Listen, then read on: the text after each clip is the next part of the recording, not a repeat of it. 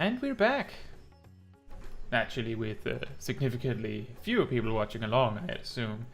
Can never be sure with YouTube's viewer count. So, but with that said, this stream we will be doing the new MSQ stuff. So, if you're watching this and you have not done the 6.4 MSQ main scenario quest stuff, starting with currying flavor. Starting off strong with a pun. Then this will probably be spoiler territory for you. I will probably be going through the story relatively slowly, given that I'm going to be reading the quests in detail and stuff like that. So if you're slightly behind me, you can almost certainly catch up to me. And of course, when we get to a dungeon or a trial or something, if you have it unlocked, then you're very welcome to join. Although, given how early I'm starting, it wouldn't surprise me if that is not the case. I believe the servers have been running for around 2 hours with 6.4 active. So, I think players that have been speedrunning have probably finished ages ago. Now, let's get started.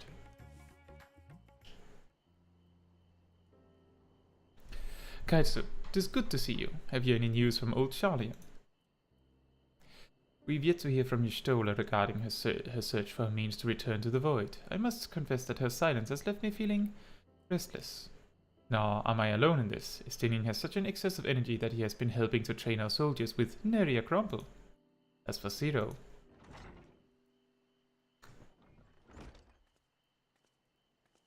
she's here.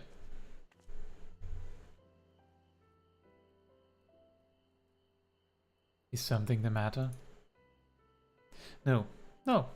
Caetsu paid us a visit, and so I was apprising her of recent developments, or the lack thereof. Are you heading somewhere? Aye, to replenish my ether. Going for apples again?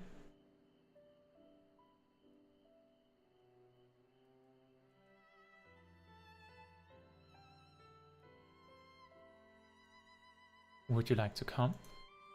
Eat apples? Oh boy! Absolutely! A rare but most welcome invitation. Timely too, I might add. I myself was thinking of venturing out into the city. It would be my pleasure to join you. You will accompany us, of course? No! Come then. I've an errand to run at the bazaar first. Zero with errands?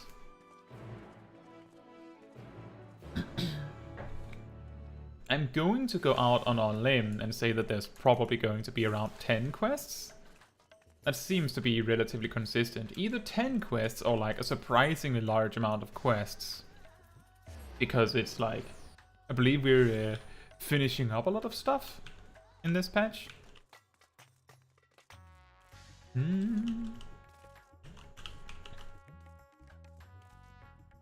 And here we are. I came from the other side because Ether shops. I'm picking up some more spice. Mary told me to do so before my next visit.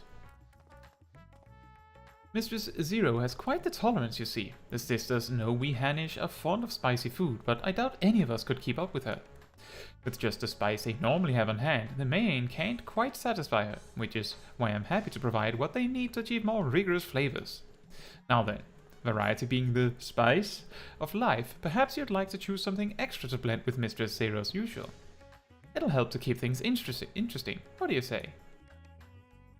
Fine by me. You can appreciate the nuances of this world's sustenance far better than I can, I expect.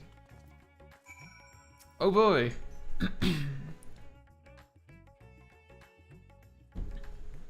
A colorful array of spices peer out from hempen sacks. Oh, what do we choose? The lustrous crimson powder, the aromatic black corns, the little red husks, or the coarse yellow flakes? Oh yeah, let's give her cornflakes. These flakes appear to be grated from a thick root. Their sharp aroma suggests a bracing flavor. Perfect.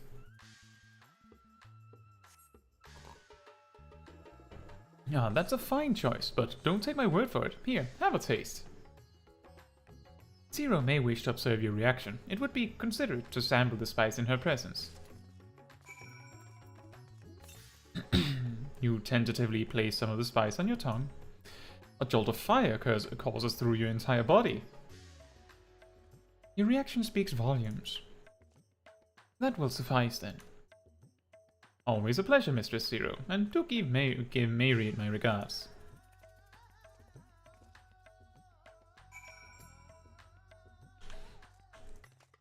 And back we go. Do we then get like do we get to see where half of the animation budget went this patch?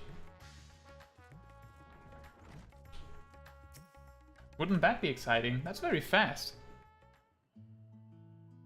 Just leading with it. My usual, please. But with this spice. Of course, Zero. It would be my pleasure. Well now, this is enough to make a whole kettle of your special curry. I don't need that much. Rest assured, it's easy enough to make a serving just for you. Or we could make the kettle and share it. There would be enough not only for your companions but other diners as well. I dare say everyone will be delighted. Very well. A full kettle, then.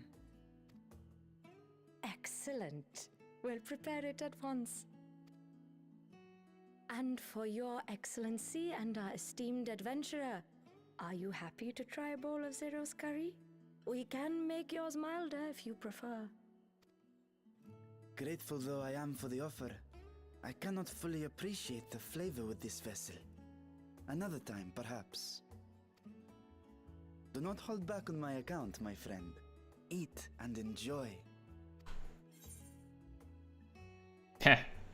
Then I'll have His Excellency's helping.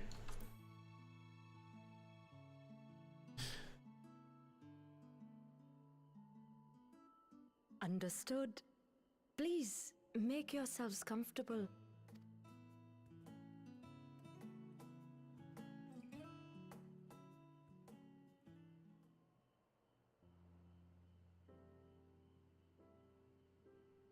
It gladdens me to see you taking to life in Radzathan, Zero.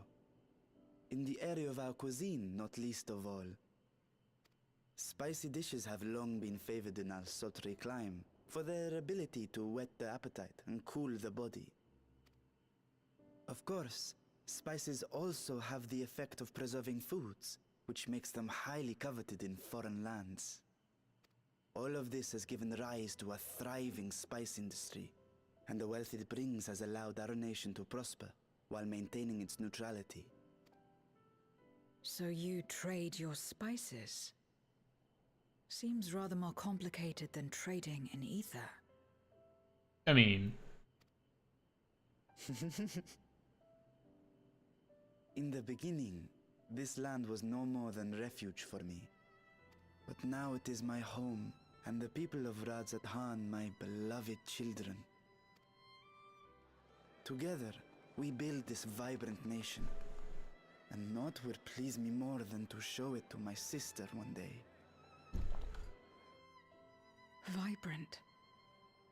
Rubicante said the same when he described this world. A reminder of all that has been stolen from us. What many who remember doubtless yearn to take back.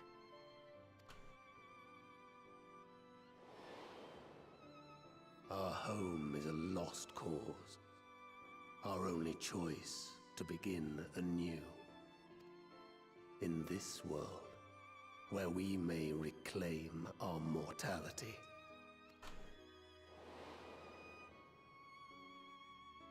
Nonetheless, it's wrong to damn another to save yourself, as I told Rubicante. As I found myself moved to speak. I still do not understand what made me feel this way, nor what compels you mortals to help one another. But I hope to someday. We too hope that you will find the answers you seek.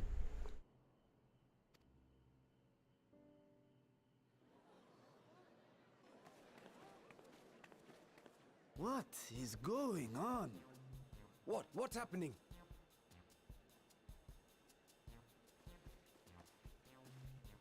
Compliments of Mistress Zero, the Satrap's honored guest. We are serving a special curry for anyone who wishes to partake. But be warned, it is not for the faint of heart.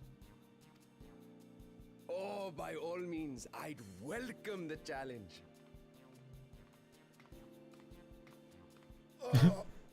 Sisters have mercy. The smell alone is...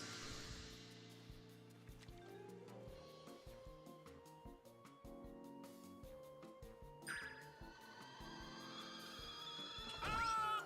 It burns! It burns! Poor guy.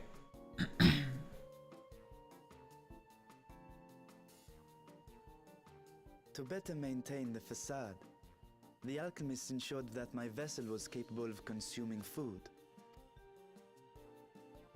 However, I fear Zero's curry would test the limits of their design. Apologies for the delay. Please relax and enjoy your meal.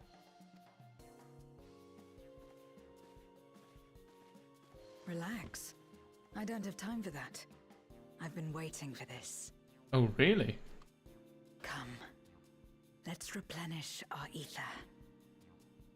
That is an aggressive way to say, let's eat.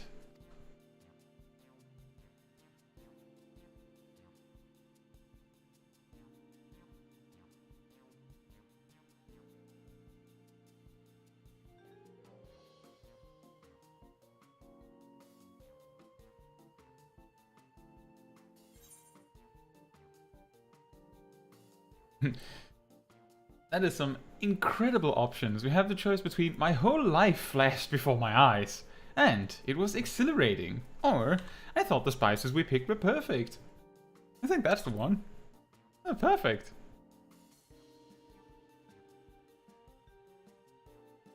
I trust you have eaten your fill. I shall have Merid prepare a meal for us to take to Estinian. I suspect he too is overdue a replenishment. By this hour, he will have retired to his chambers at Magaduta. Come, let us pay him a visit.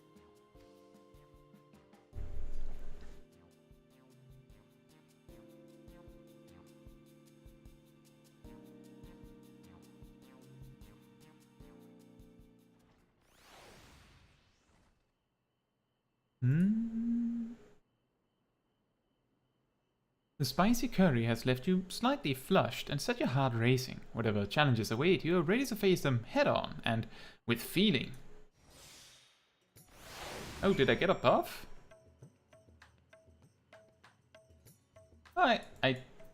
What?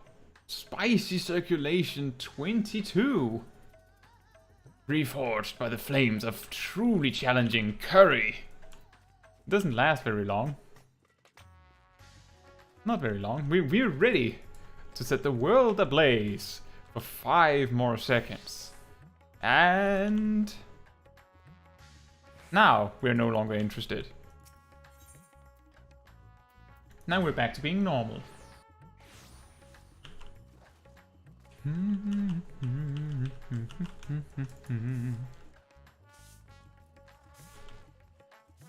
then we go over here. Welcome back. Master Estinian. Yes, he has returned to his chambers. I shall be happy to escort you.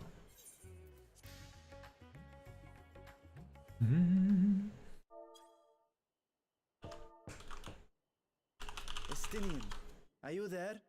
We've brought something for you.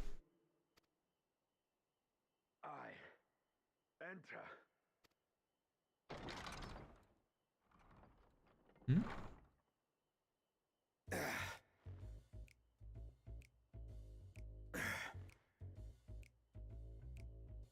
Should this have been an... Is this, okay?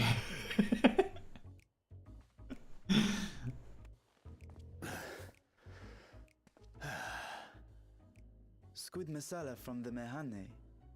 I thought you might enjoy it. Masala, eh? I prefer my squid dried. But I'm sure it won't disappoint. My thanks. Idle as I am in our sorceress's absence, I see. I can't offer much in the way of entertainment, but make yourselves comfortable. I have a feeling that a lot of players to this exact exchange will say, oh, you're very much providing plenty in entertainment.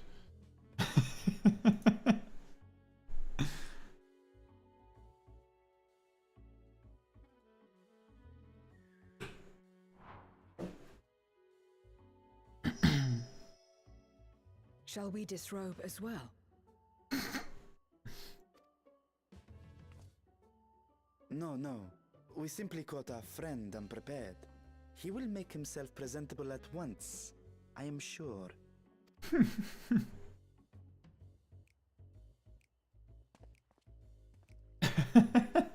Is this the fan service episode?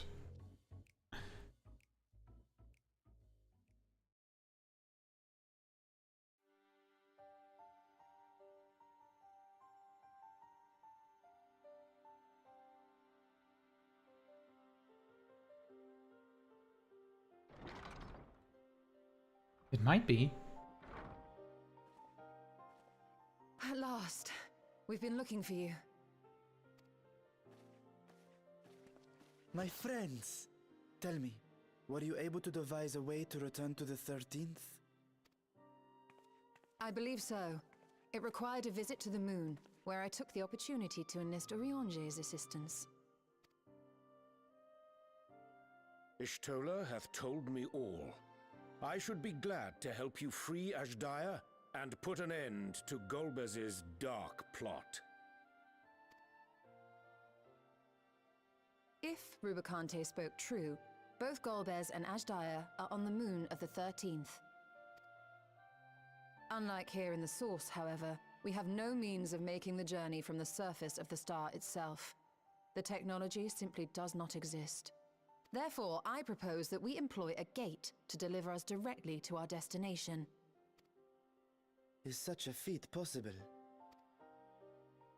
In theory. Having once been a single hole, the Source and its reflections share striking similarities in geography.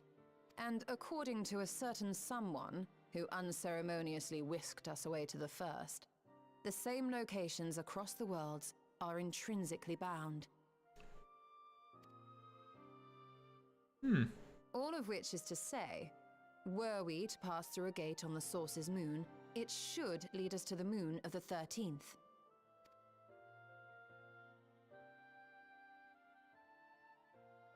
Of course, there is the risk of Voidsent gaining entry to our world. Thus did I decide to seek Oriange's counsel. Both the Watcher and the Loporrits are aware of our proposed endeavor. While they are yet deliberating precautionary measures, they have pledged their full cooperation. You've been busy. I presume you've also found a way to open this gate.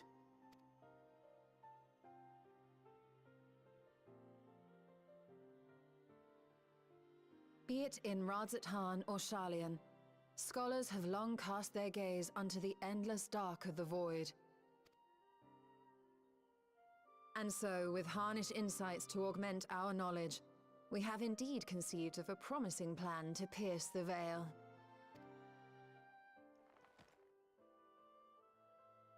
A plan I am confident will succeed, precisely because the moon is our stage.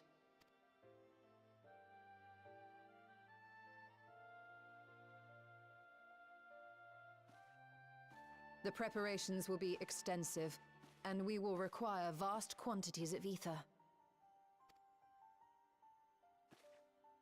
After all, our gate must be large enough to accommodate another great worm.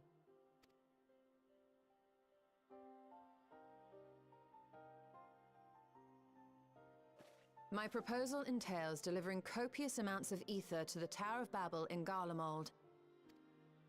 As you will recall, Fandaniel used the structure to destroy the brand's imprisoning Zodiac. And we, in like manner, will use it to channel ether to the moon, and thereby open our gate. I see. Then we shall need someone on the moon for the necessary rituals. Just so, Your Excellency. I intend to head back anon for that very purpose, as well as to help devise our strategy to deal with invading Voidsent. Along with our lunar allies, we will once again require the assistance of your alchemists, Nidana not least of all. May I trouble you to serve as their escort?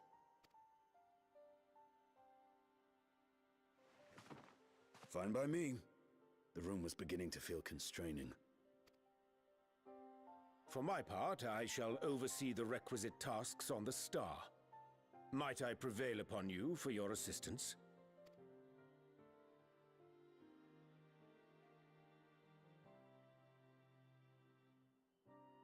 If all are in agreement, then let us set to work. We'll open our gate, and we will stop Golbez.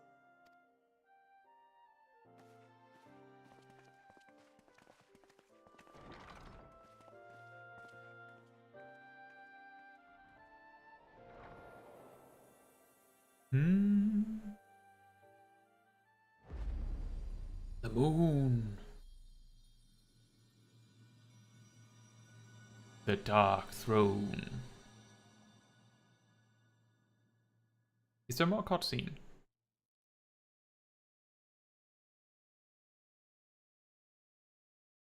Well.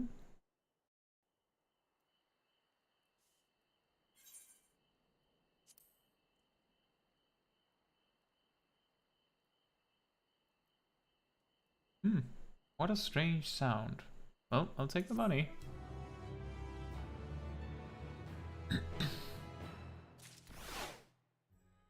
So what gave me pause about that conversation is that they said that any place in the source that also exists, it will also exist in all of the reflections. So like, if you open a gate to anywhere on Aetheris, to the 13th, then it will presumably transport you to the equivalent place in the 13th. Given that the 13th is basically, just imagine that Aetheris exploded. So it's just a whole bunch of like floating isles in the nothingness. That of course means that wherever you are on the surface in Aetheris, you will teleport to the appropriately equivalent place in the 13th, is my guess. The reason why that gives me pause is because the moon in the source is a construct. And my question is, did Hydaelyn... suddenly the exact order of operations is really important, because did Hydaelyn imprison Zodiac in the moon? Meaning, she made the moon, imprisoned Zodiac, and then split the world in 14 pieces? Or did she imprison Zodiac, split the world in 14 pieces, and then put Zodiac on the moon? Or some other combination? And I'm just saying that if the moon was constructed after the split, what gives? Like, how is the moon a place that is reflected in the 13th? Because if that's the case, then it means that constructing a place in one of the worlds will somehow enforce change that makes that place exist in all of the worlds. Like, because if the moon wasn't there originally in the 13th, they would have to have made it. And either it just appeared when it existed on the source, or they were somehow compelled to build it separately. Or the moon was already there when the 13th came into existence. Either one works. It's just that's what's giving me pause, because if the moon somehow appeared, then it means that technically if you make a gate and that gate happens to be situated on some specific material that is elsewhere in the 13th, then you could like, then the specific area you are and what the area you are in is consisting of would matter heavily on where you end up in a different reflection. Like, it's really strange. It makes sense, but it certainly raises some questions, is all I'm saying. What it also means, though, is that there's a very good chance that where the Crystal Tower is situated in the first is actually the Mordona of the first. Like, maybe Grahatia, like, gated the tower to the first and just, like, planted it wherever it happened to be, given that he didn't have the capacity to move it. And if that's the case, then that means that, what's it called? Lakeland is kind of Mordona. And if that's the case, does that mean that Kurthus is like now I'm of course like stretching it a lot, but does that mean that Kurthus, like these highlands here maybe, correspond to Ilmeg? That sort of adds up, because there's like a big kingdom that was supposed to be there, that used to be there, that crumbled, which would correspond to Ishgard in a way. I just think like that is actually really interesting. Anyway, going on. If one and all are ready, then let us set forth our preparations to complete. That is a really weird sentence. If I may, I beg a moment to exchange this vessel for its grown counterparts. It is in the keeping of alchemists of the High Crucible. Of course, we shall accompany thee thither, and thence begin our journey.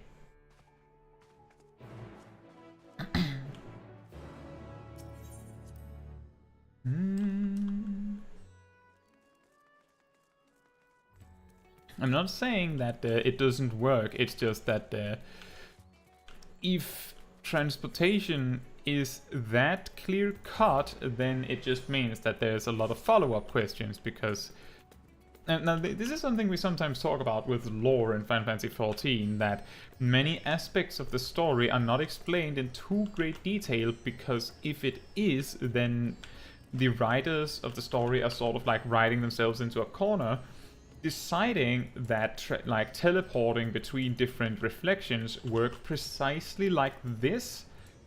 So it means that we as players would be able to know precisely how it works in the future, which means that we would be able to know when there is like something that isn't well explained, things like that. It also limit options.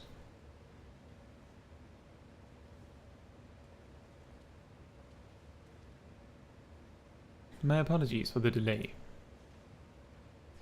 My, that is a striking simulacrum indeed. Well suited to the work ahead, I doubt not.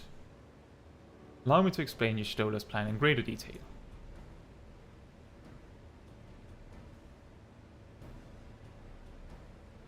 And then she nods, or she doesn't nod.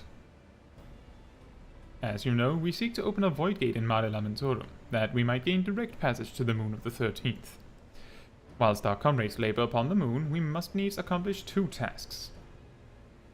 The first is the procurement of a substantial quantity of ether, and subsequent delivery of it onto the Tower of Babel. Said structure was once used to siphon the land's essence by way of the Telophroi spires. Such a method, however, doth pose an unacceptable risk to the greater ethereal balance of our world, thus must we seek an alternate means of conveying our requisite resource. Our second task does pertain to the use of the Tower of Babel itself. You may recall that this portal onto the moon was placed under the supervision of the Ilsbad contingent. If we would employ it to different ends, we must first obtain the contingent's express permission. I should like to believe they would not refuse us, so perhaps we should concern ourselves with the ether problem first. Have you any idea whence we might source the vast quantity needed?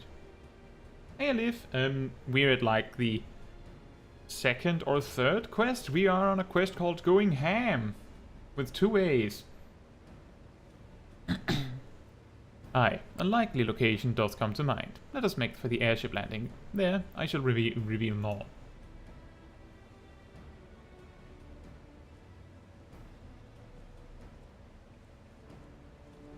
But I happen to know that my friend Sib is, like, already finished the dungeon. Either he has finished the dungeon or he has reached the dungeon, but he did ask suddenly if I was going to do the dungeon with NPCs.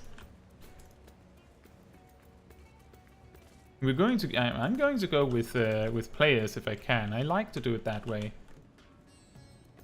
And I don't feel like I have the time to like see what all the NPCs are saying anyway, so I'll just miss it if I go that way.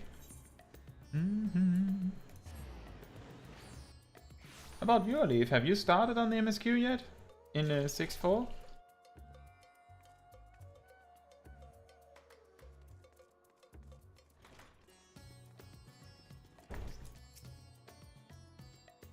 All are present and accounted for? Excellent. We shall travel to Sharlayan, and then seek the nearby Isle of Harm. Near onto the surface of this isle do rivers of ether converge. The churning energy of this conference is released by the way of geysers. Originally, the Ragnarok was to be powered by ether harvested from the isle. But as you well know, an alternate power source was ultimately found for the vessel. Passage onto Ultimathul, to the very limits of existence, was facilitated by naught less than the strength of the Mother Crystal herself. As such, the Isle of Harm's vast ether deposits remain untouched. We may help ourselves able to secure the firm's permission. Yet again, with needing permission, is nothing straightforward in this world. Such is the nature of politics, I fear, and as the Signs of the Seventh Dawn have been officially disbanded, no longer are we a recognized collective, a somewhat disadvantaged position, bureaucratically speaking. Fortunately, however, there's a recognized and respected body upon which we may prevail, the students of Baldesion. Upon arriving in Sharlayan, let us seek our friends at the Annex. You're spoiling yourself to it by being here. Well, the thing is... Oh, and we're here! The thing is, if you want to enjoy the story of the game, then whether you sit down and do it on your own, or watch me do it from start to finish, is ultimately going to amount to the same.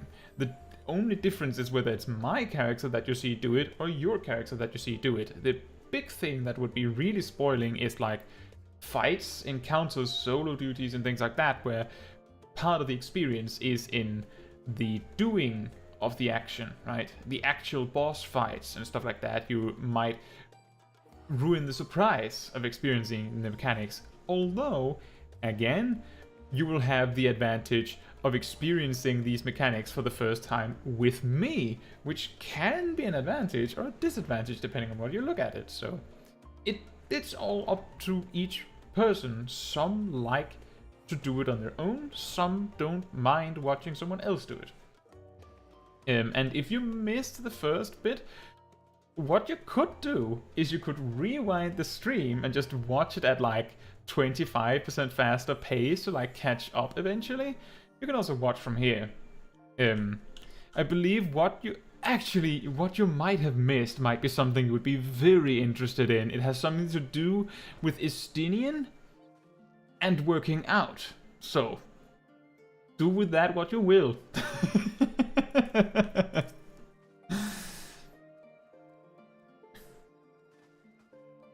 I'm glad to hear that, Alif. Oh, I can't see anything.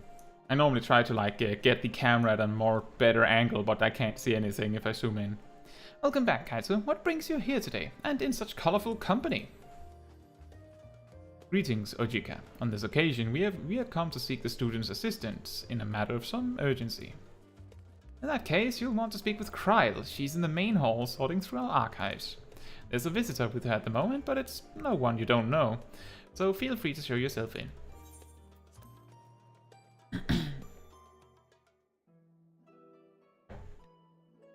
Oh, him.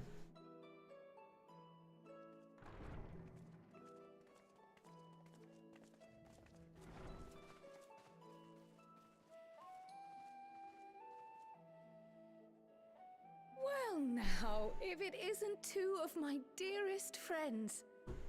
As for the other two, I don't believe we've had the pleasure. Not in this vessel, perhaps. 'Tis I, Vashan. Though, you are welcome to call me Vritra, if you prefer.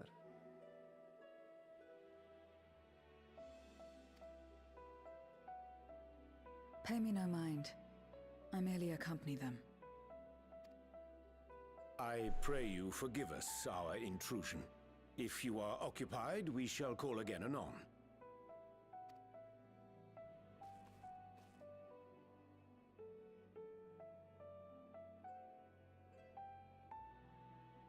It's quite all right. We've just finished swapping all our secrets anyway. Erenville occasionally comes and shares the latest Gleaner gossip, you see. From forgotten ruins to mysterious relics, if there's aught that might be of interest to the students, he kindly lets us know. Alas, I must soon depart on an expedition. As I may be away for an extended period, I wish to give Kryl fair warning. Hence my visit today. I see. There are specimens that want for procuring, I presume? No, it isn't guildship business, but rather... homecoming.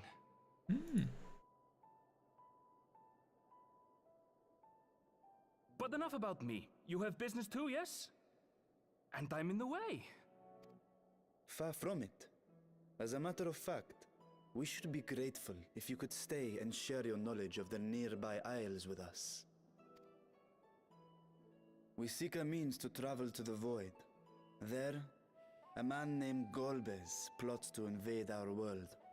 A man who even now holds my sister hostage.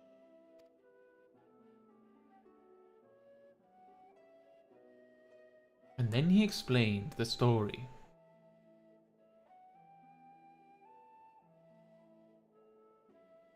To that end, we require a great quantity of ether, which we understand may be had on the Isle of Ham.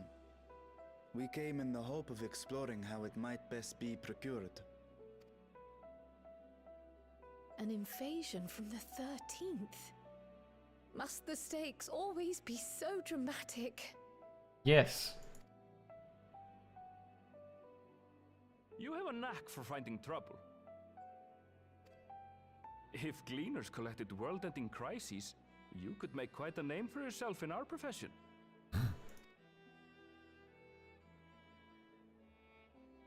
It's true the Isle of Ham is a veritable font of ether, but as it's under the Forum's direct jurisdiction, only a privileged few get to set foot there. I myself haven't. So if we want to help ourselves to the Isle's ether, we'll need to secure the Forum's permission.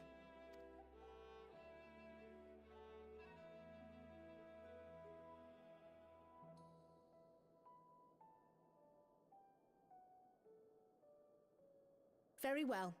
The students of Baldessian recognize your endeavors as combating a grave threat to the world. As representative, I hereby pledge our full assistance. Now that it's official, you may leave the politics and paperwork to me. Our operations remain small, but we shouldn't meet any undue resistance. We are truly grateful.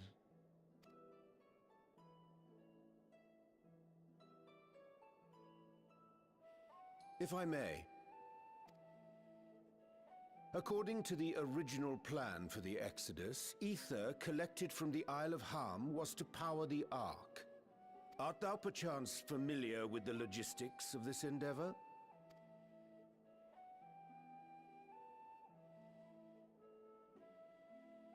I don't know anything about that, I'm afraid. Nor do I think any Gleaner would. You might have better luck asking someone involved with the Ark's construction. Margaret, for instance. She's a researcher in Charlene Hamlet.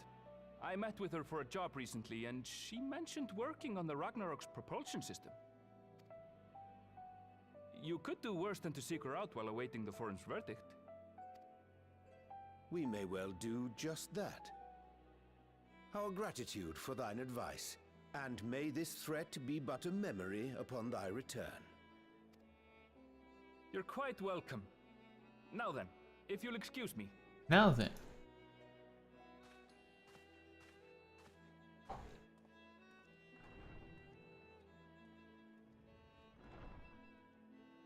I best start drafting our petition. Go on and find your researcher. I'll contact you as soon as we've made progress. Final Fantasy XIV, Politics Walker.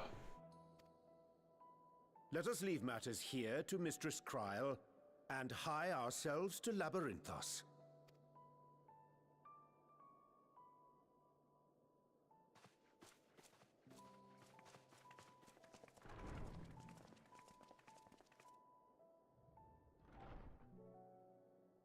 Right then, time to put our best foot forward.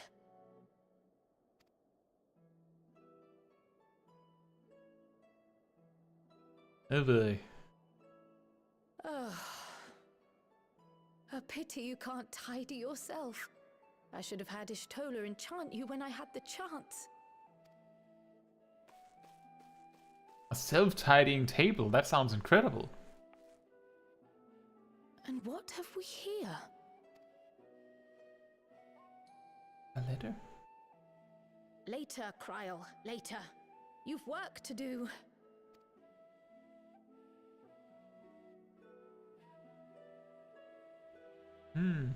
Maybe it's important.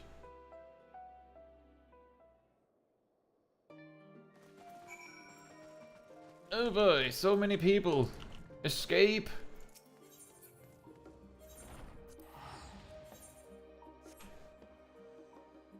No thank you. No thank you.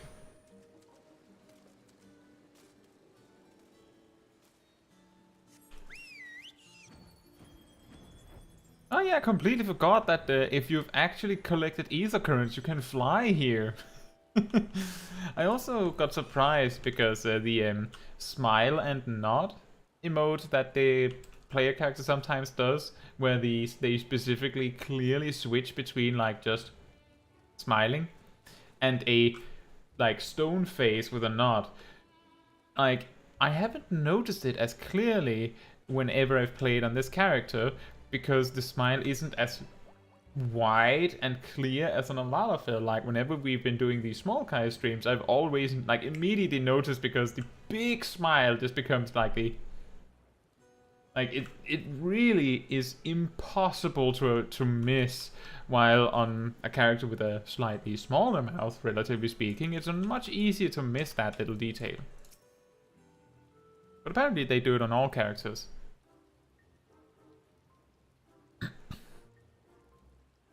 Visitors, how delightful. If you require assistance, then ask away. It so happens you've caught me in post-deadline bliss.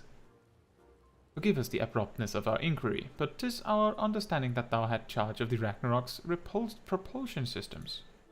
We should like to know how either house at the Isle of Harm was to be stored and transported to the Ark, if the disclosure of such information is permitted. Oh, it's no bother at all. We built special tanks that can store ether just like we use casks to store wine. Simple, really. Simple, but quite brilliant in construction. They rivaled even crystals for etheric capacity. A pity we never got to use them. Ah, how muddled and distant the memory.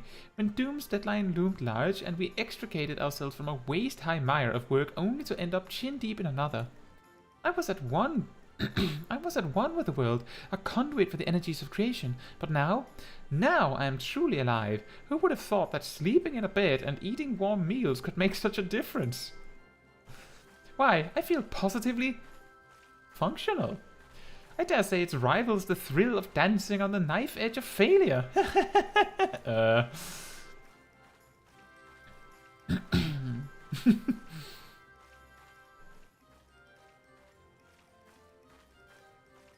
We are glad for you. Quite. On the subject of the ether tanks, do you know what became of them? Oh.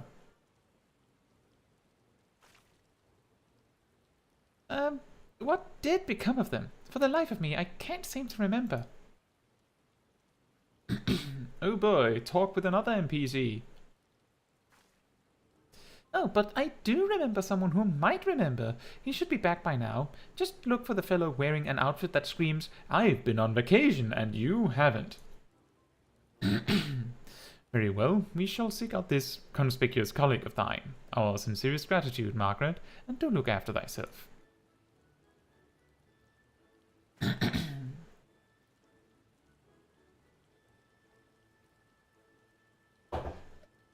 Come, let us seek out this individual attired in a manner suggestive of recent furlough.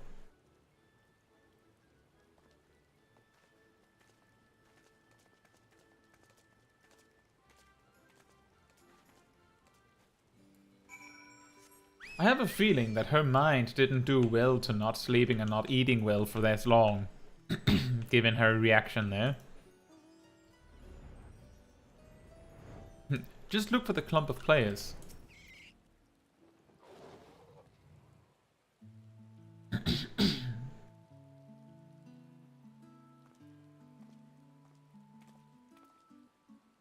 The face that excuse me?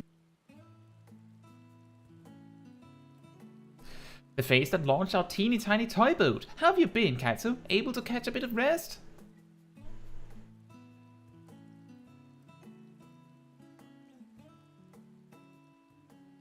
Well, if I don't know about the ether tanks, who in Birgit's name would? Born right in me very own workshop they were. When you learn what kind of accent the guy has when he says me. A pleasure as always, Master Cockle. I trust thy respite proved rejuvenating. And then some, but I won't bore you with the details, at least not without a drink in me. So, why the interest in our little old tanks? Permit me to explain. And then Urianger explained. Again.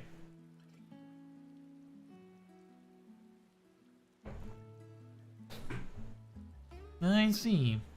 I think I've got the long and short of it. It goes without saying, but we all owe you more than we can ever repay. If you need our ether tanks, then they're at your disposal. There's just one problem. You need the forum's approval to set foot on the Isle of Ham. Were it up to me, you'd be on the next ship out, but that lot can't wipe their asses unless it's in accordance with procedural motions. You may be assured that my backside is immaculate. Well, you have a knack for comedic timing, Fortuner. Thalic thumping thighs, Master Fortuner, and Scholar Montaigne. What a surprise! Pardon the intrusion. The forum has deliberated your petition, and we decided to deliver our verdict directly. I would hope that the matter of pandemonium has not been overshadowed by other concerns, but that is a discussion for another time.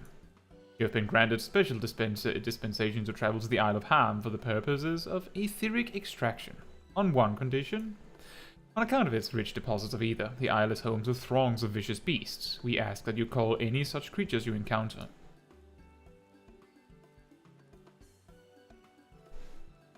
That's all? Given the vast amount of ether we seek, I expected a far higher price. Oh, believe me, we do not underestimate the value of what you desire. Nay, we simply owe the students of Baldesian and their esteemed collaborators a debt of gratitude, and we felt that expediting your request was a suitable way to repay it. A debt of gratitude. Sound familiar, Zero? We have taken the liberty of arranging your passage to the Isle of Ham. Your vessel awaits in Scholar's Harbor. Well, that was quick. Then I'd better get those ether tanks loaded onto the airship. We'll be ready to take them where you need, assuming it's safe. I shall head back to the annex, but should you need anything else, don't hesitate to call. I want to hear about that letter you had, Cryo. I want to hear about the letter. Or maybe the letter is what leads us into the next expansion. Could you imagine? And now we're here. We're just getting flung left and right.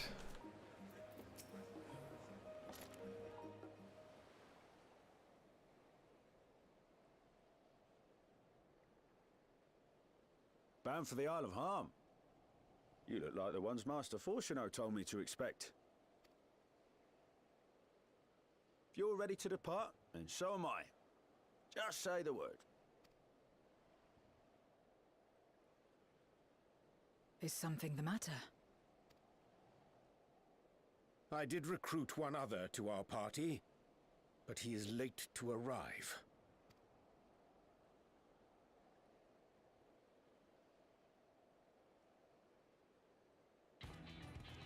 Thancred! Forgive me my delay. Thancred? 'Tis good to see you.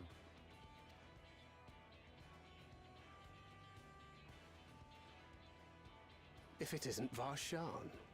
They do grow up so quickly. Urianger tells me we have a host of exciting new tribulations to face.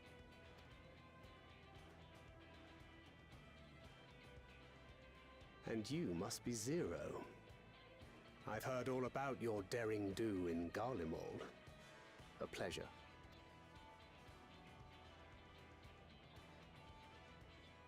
Hat tip? Apart from strengthening our company with his redoubtable skill at arms, Thancred may also serve as a mentor in those matters that trouble thee.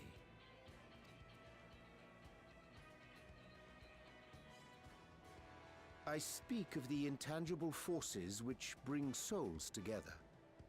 Thancred is possessed of experience both unique and insightful that I am sure he would gladly share with thee. Thou needst but ask.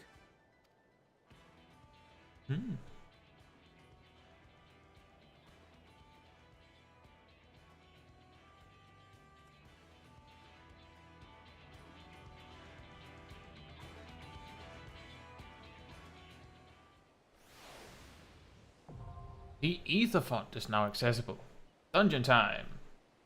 So yeah, I'm just going to say I'm guessing the answer is no, but in case there's anyone that wants to come along for the dungeon that are watching the stream, you're very welcome to do so. What you have to do is 1, let me know that you're in the stream and you want to join, and 2, have a character on an EU data center, and then 3, visit Louisoix so that I can invite you. If you'd rather watch along, that is, of course, also an option.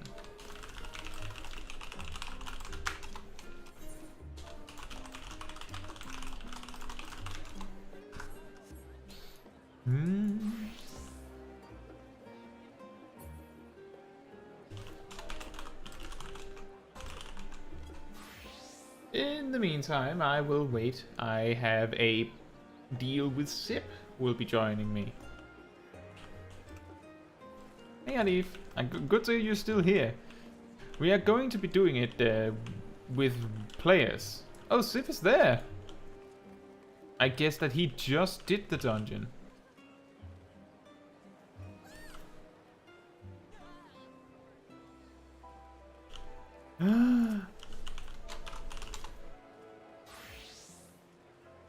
One of my friends.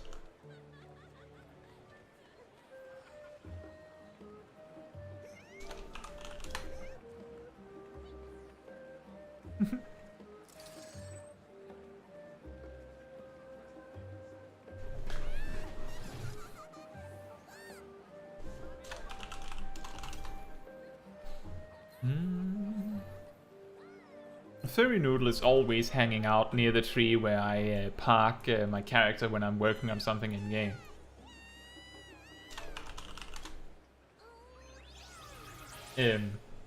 So we sometimes emote at each other.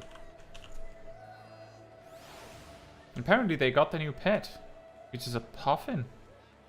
Oh. It's like a parrot of some sort.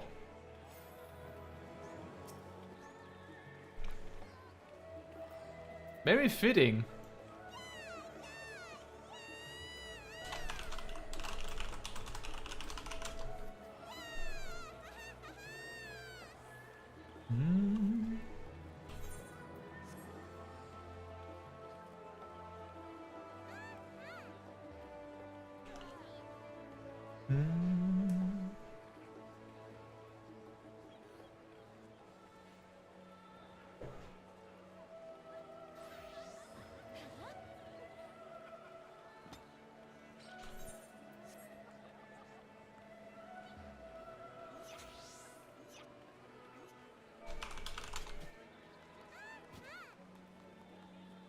I wonder how long that cutscene is scary, because we're getting that after the dungeon as well. Is Sip falling asleep?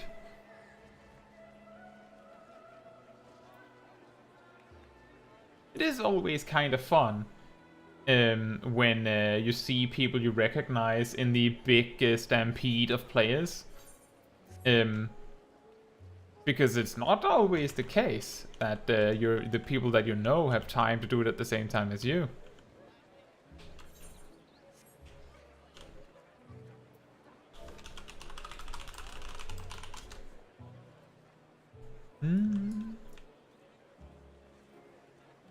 Not that there's a huge rush to do it.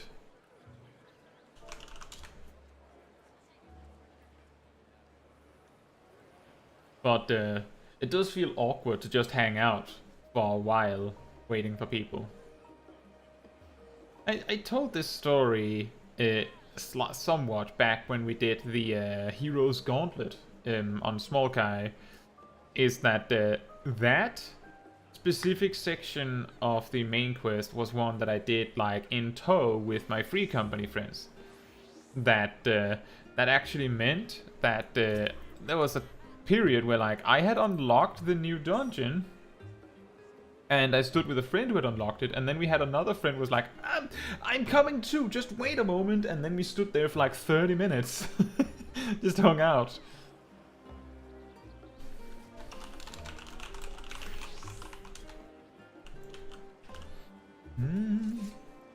Sip going as Sage.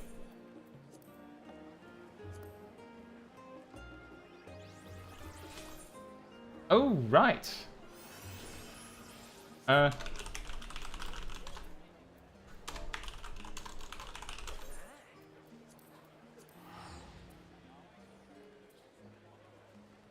have to make sure that I'm not capped on tombstones.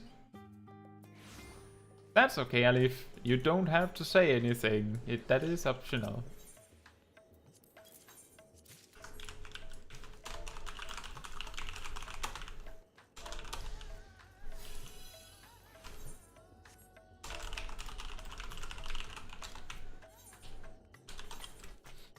I just needed to make sure that I hadn't capped my causality tombstones.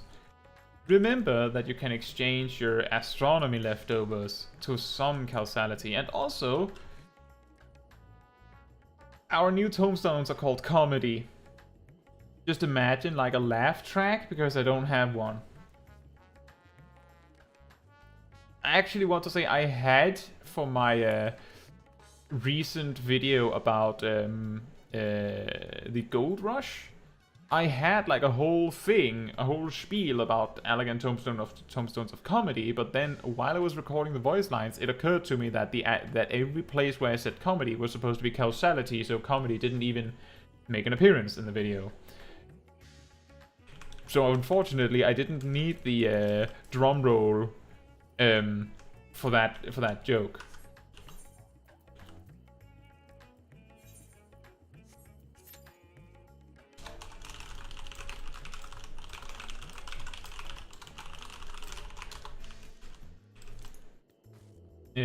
But I'm glad you're enjoying, Alif. Now we get to experience the Aetherfont, and we're also going to... Oh, Eminem's here.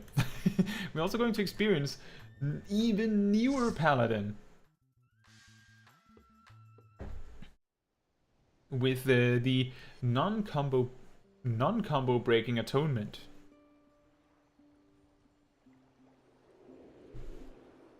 Oh, polar bears.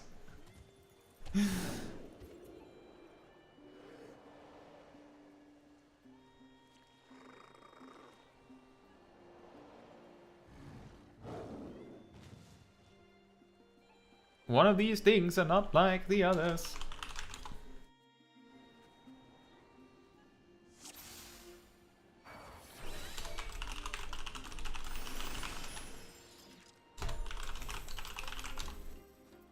Oh. Never mind. The dancer already did their standard step.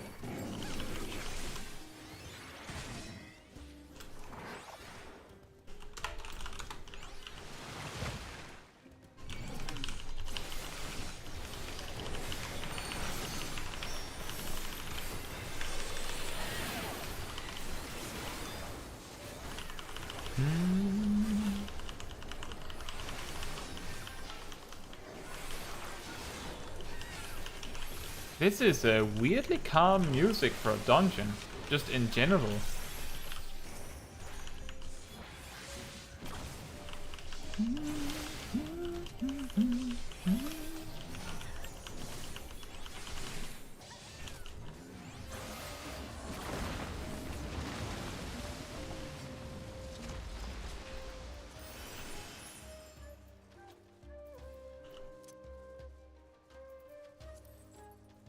I don't have time, the next pull is coming up.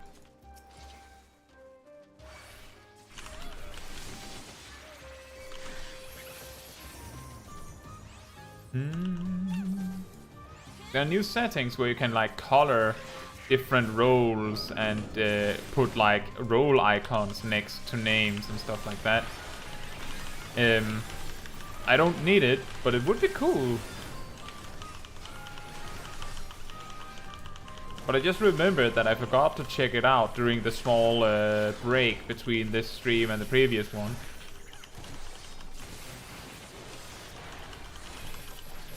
Alright, Alif. I hope to see you back soon.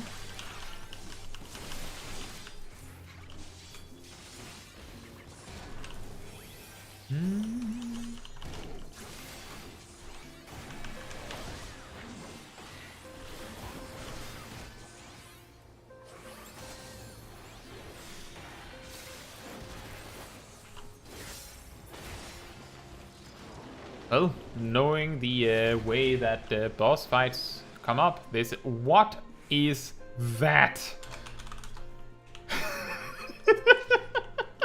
What the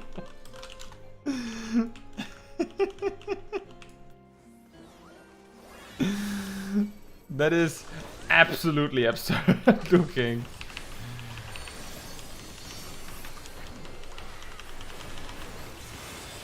Hop sweep.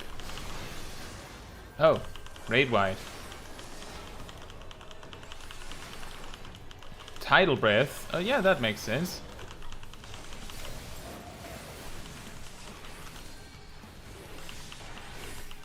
Oh yeah, and the Dragoon here is getting lots of value out of their newfound extra true north on the dragon side.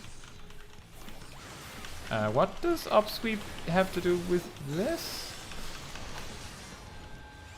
Resonance of some sort? Oh. I had a feeling it would be that, but I was scared of how big the area would be.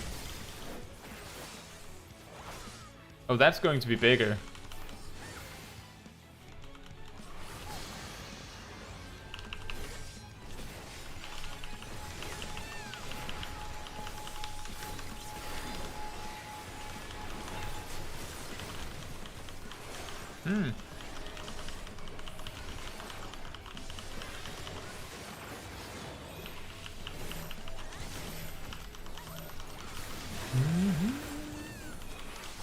Tidal breath.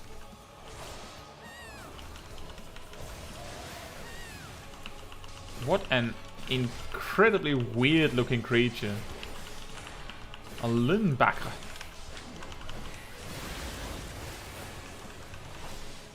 Oh, it's combining the two. So the smaller ones have the faster resonance and the bigger ones take a while.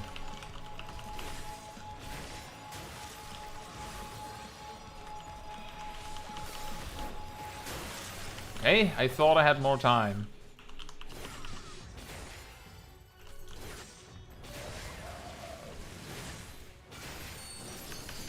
A tank buster.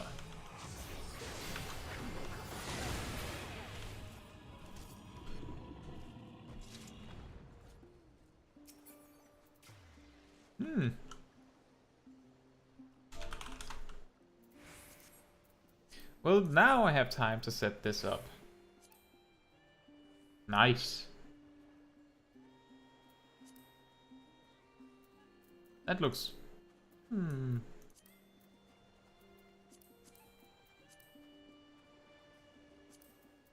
That looks very nice.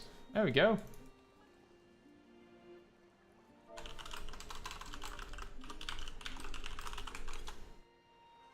The Dragoon is having cat problems.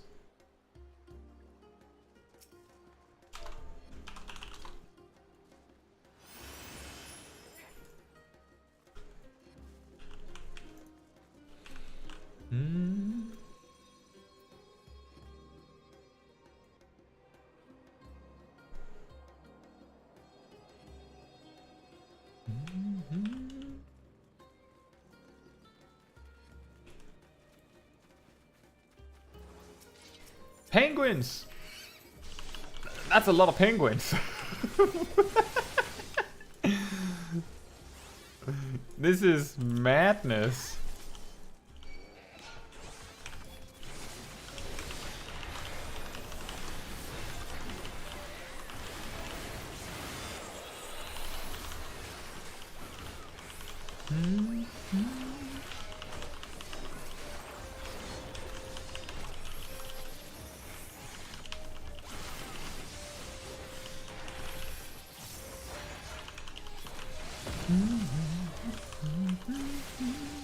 I really like this dungeon. I think this is going to be just fine for like the rest of the expansion or something to that effect.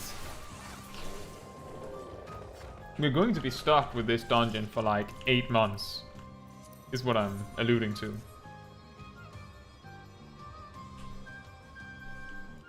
A rainbow golem! I love it.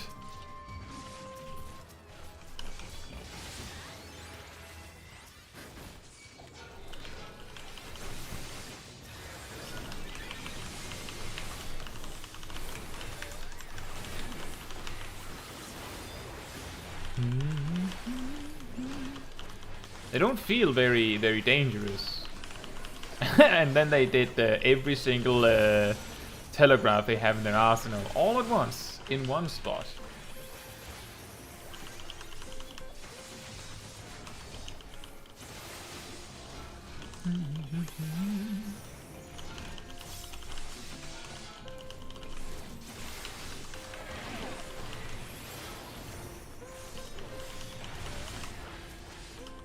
They're very...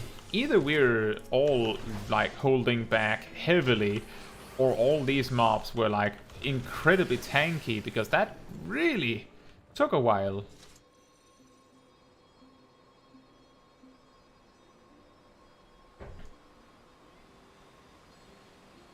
Oh! Break? How random.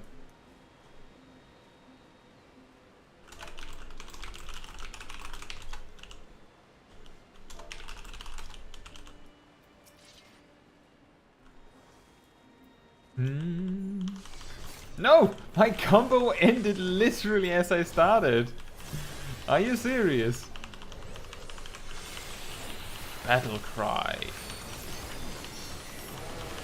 Oh, that's the crystal bear from the advertising art and such.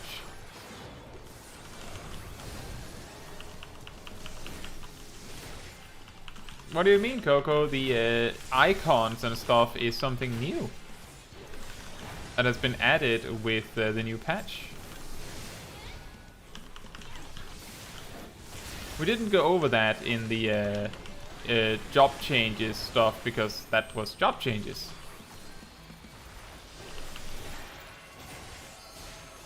It's here in display name settings general.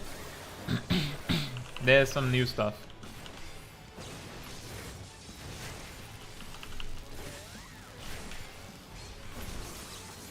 It's very cool. And I messed up my combo here, as I can see.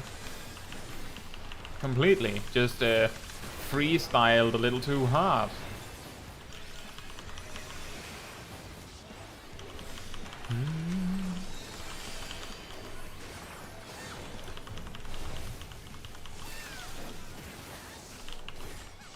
Ooh.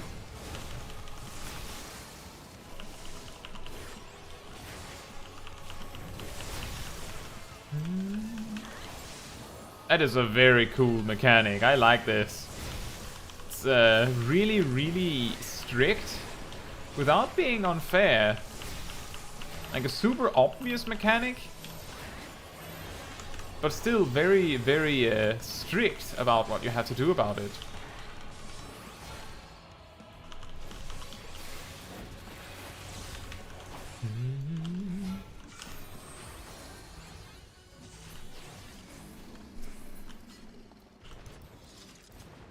I don't feel like we're getting very much information about what the outfits look like when we're exclusively getting gloves.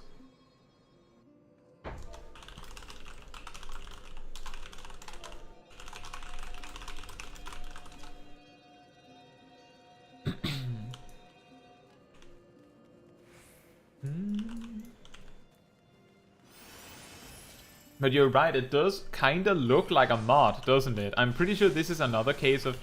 Back when the second raid tier was like finishing up, I remember that the developers said something about, I believe Yoshi P himself also said something about this. Can we continue running? Or is this it? Is this a wall? This is a wall.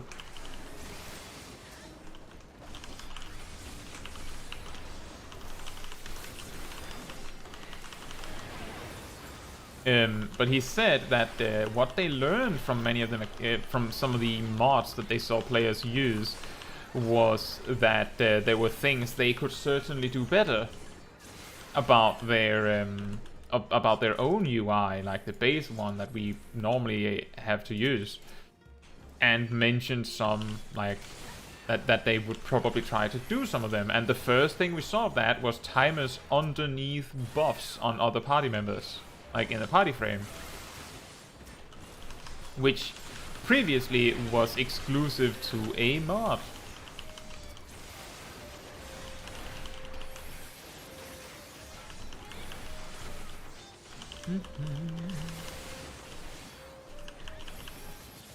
So I do understand the confusion, but I don't use any mods.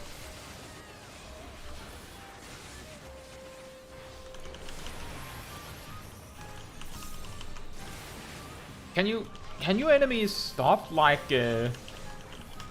squeezing away from each other? Can you like clump up like good enemies?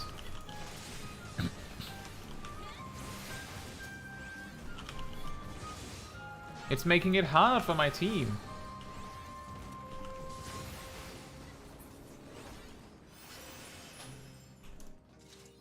That was really fast. That filled a lot faster than it actually was.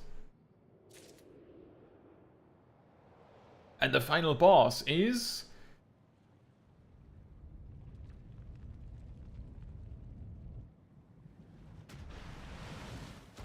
this, apparently. Coco says, why is the stream so early? Because I want to do the main quest. Because I want to do the main quest on my main. Slumbering Scourge. Octomammoth. Apparently it's getting the same final boss music that the two previous dungeons had.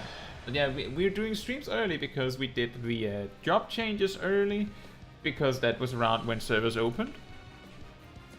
Oh, I think QPie here is dead. And then we're just doing this after, so that we can get it done. Some people want to see it, some people don't care.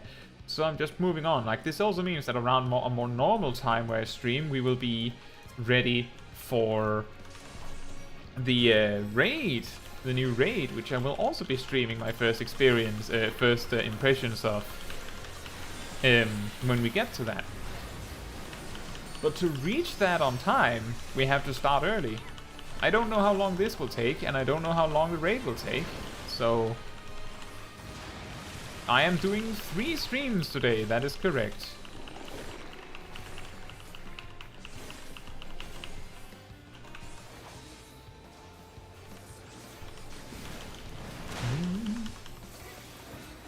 But the thing is that a lot of players would view the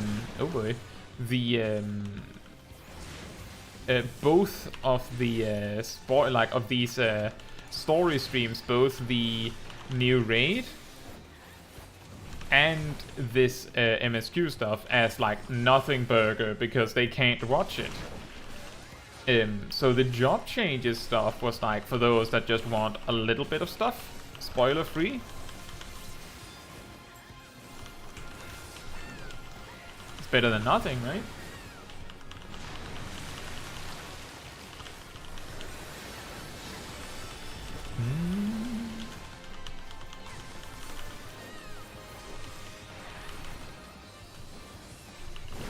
Telekinesis. This boss just keeps throwing out more things. I'm not sure what this mechanic is. Who cares about raid lore? I think the raid is very interesting. But I get what you mean. A lot of players don't care about that very much.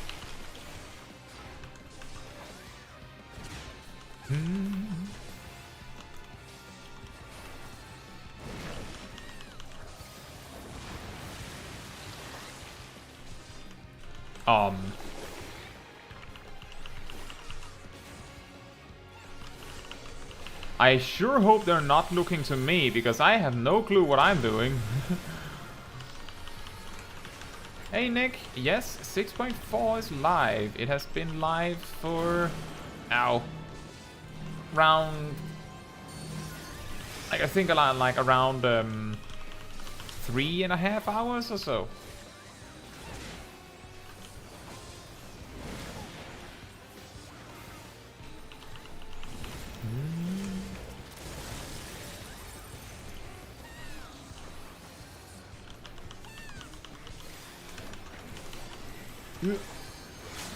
I will have to like learn this boss a little bit better off stream at a later point, because this is a bit much. This is a little bit much.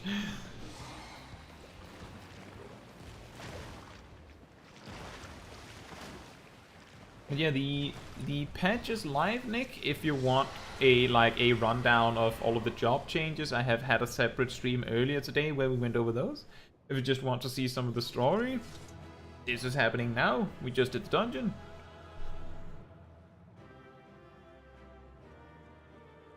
Yeah, and we started on this on the MSQ from the beginning of the stream. So if you want to see the whole MSQ stuff, then you can choose to watch the stream from the beginning if you want, or you can experience live Kai if you prefer.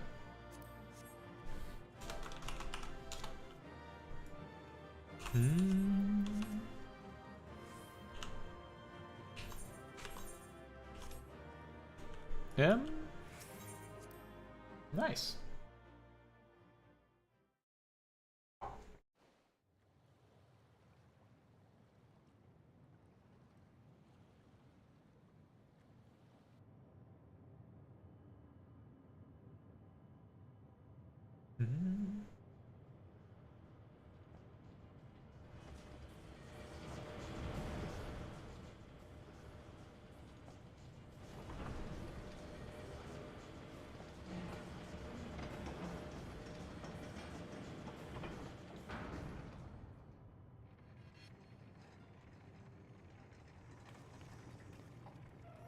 Much obliged for clearing the way. We'll get to work at once.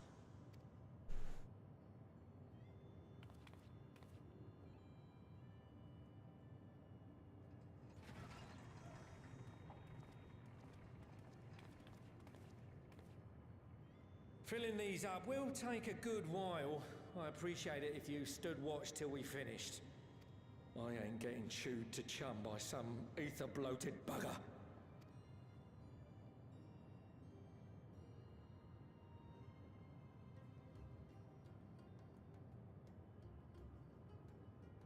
Oh, by the by,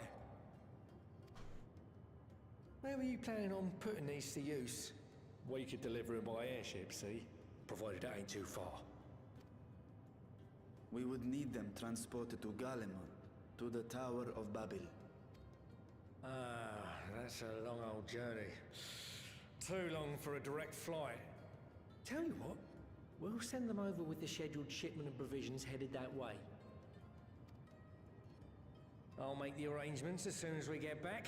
Save some poor chocobos having to drag this lot through the snow. You have our thanks.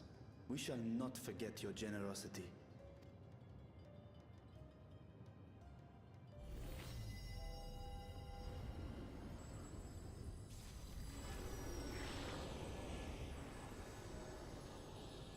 Or you just open them and then just suck out the ether. That's mighty convenient. Don't even have to unload them or anything. Everything seems to be proceeding apace. I dare say you would have been fine without me.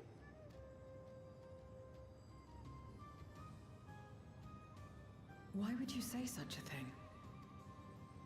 You are not bound by contract or the threat of force, and you gain no advantage by devaluing your own contribution. Enjoy, Coco. Yet you must be bound by something to speak thus. What is it? What binds me?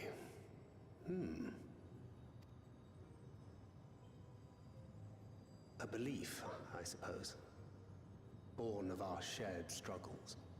No matter where my comrades go, I have faith they will be fine. For I know that they will walk their chosen path as surely as I walk mine.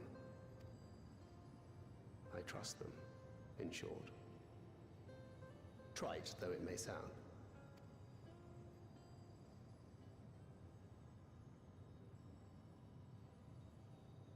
Trust. I remember the word. How long has it been since last I used it? It had no place in my dealings. Not with other Voidsent, and certainly not with Xenos. Not even in the time before darkness engulfed the world.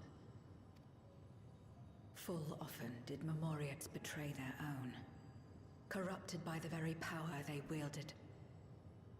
You could trust no one but yourself. Alone we fought, and alone we fell.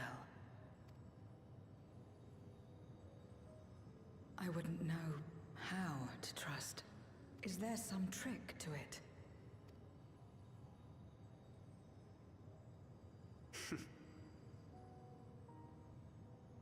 Just stay close to this one.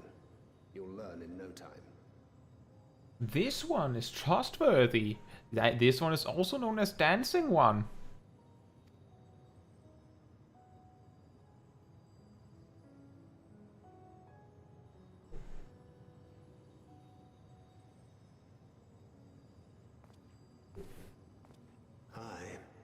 Absolutely fine.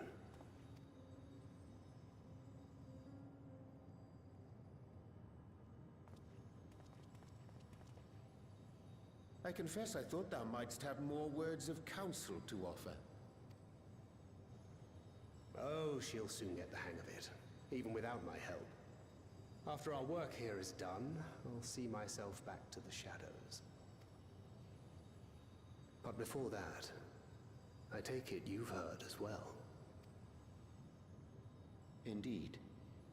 The client seeketh Archons, and 'twould seem our extensive travels and neutrality make us prime candidates. Well, assuming we take on the request, I suspect I'll be stuck with you again. Don't let me down, hmm?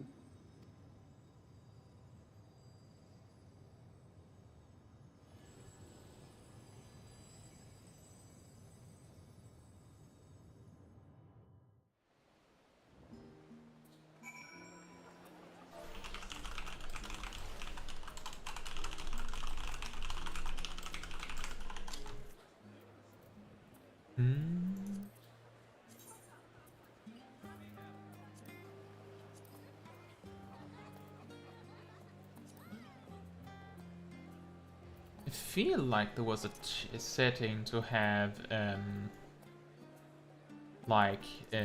role icons next to text as well, but I don't seem to be able to find it.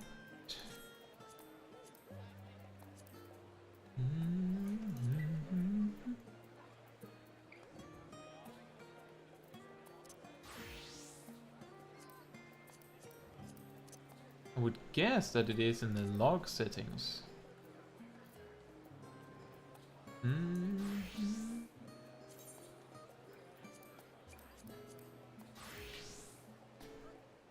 We'll figure that out later.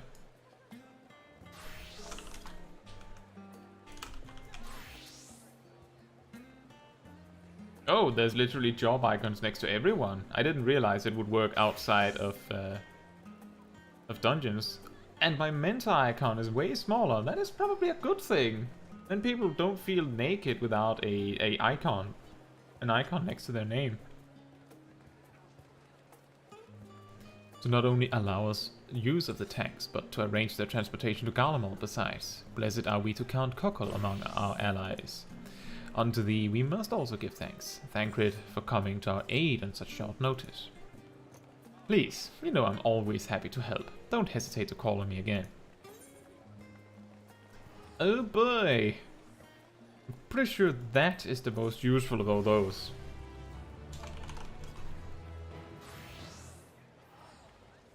Till next time.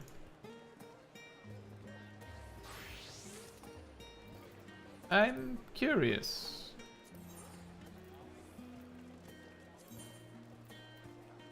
He's tank. He's whatever you want him to be. Makes sense? Like fear to flame. With the tank's transportation thus arranged, our first task is complete. We may now turn our attention to the second. To wit, obtaining the blessing of the Ilsevad contingent to use the Tower of Babil to channel energy onto the moon. Our destination is Camp Broken Glass, where we may present our petition to Commander Lucia.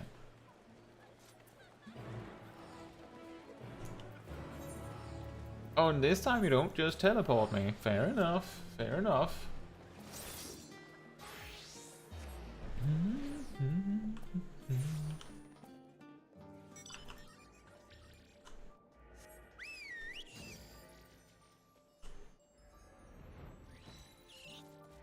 Hello.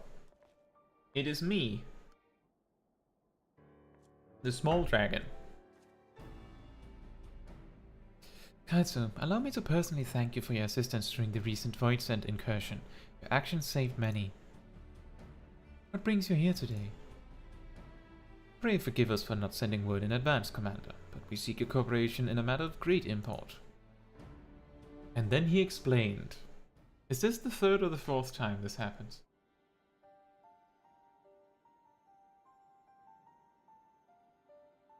Indeed, we appreciate you consulting us with us instead of taking on unilateral action. It is no simple matter to activate the Tower of Babel, and I speak not only of the technological challenges. Personally, I think we must consider the emotional impact of such an action above all else. Though we have yet to re-establish a governing body, we provisionally refer to those who remain here as the Garlean community. As you would expect, they are predominantly native Guardians, most of whom are uncomfortable with ethereal manipulation. To compound matters, the trauma inflicted by Anima is still fresh. If the tower were to suddenly light up again, it is like to cause distress and reopen old wounds. Better that than facing a mass invasion by Golbez and his Voidsent hordes, surely. Of course, we acknowledge the gravity of the situation, as well as the promised bloodshed should we fail to act. Yet, even when were we to convey your warning to the public, many simply do not understand the workings of magic or the rift. They will struggle to comprehend why they must be forced to relive personal horrors for the sake of something they cannot imagine. What's there to imagine? Haven't these people seen Voidsent with their own eyes?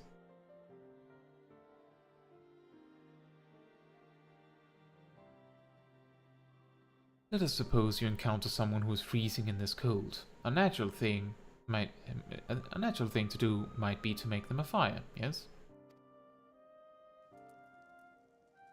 But what if that person's sole experience with fire was being badly burned by it and they harbored an acute fear? Despite the benefits, nay, the necessity of the warmth you offer, they may flee on instinct, or worse, misinterpret your actions for aggression and lash out. So like the fire that torments this individual, the Tower of Babel torments the people of Garlemald. Yet, we cannot afford to falter here. We must find a way to help them overcome their fear. I agree. To that end, the contingent will assist however we can. We should speak with Alphino and Alcei. with the rapport they have established with the Guardian people. I dare say they can provide us with valuable insights.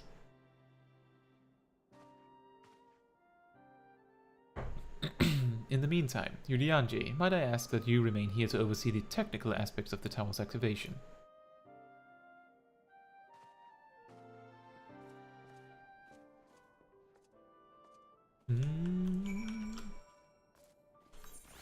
To Tertium! Oh wait, I have a free teleport from Sib. You read too fast, Sib.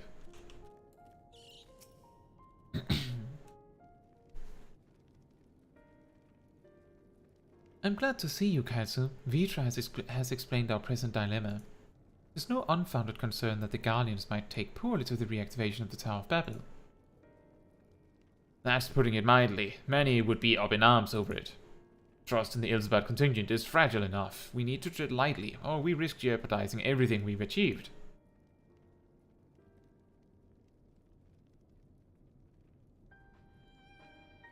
Trust again.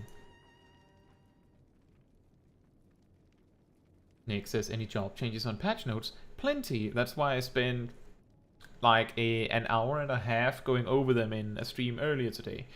You should be able to find it on the channel.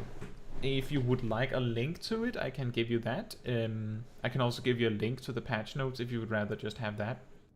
The stream, I explain like the details of why the things in the job changes matter and what they mean. What would you like? A link to the stream or the link to the patch notes, Nick? Or both? You can have both. You can have both, absolutely.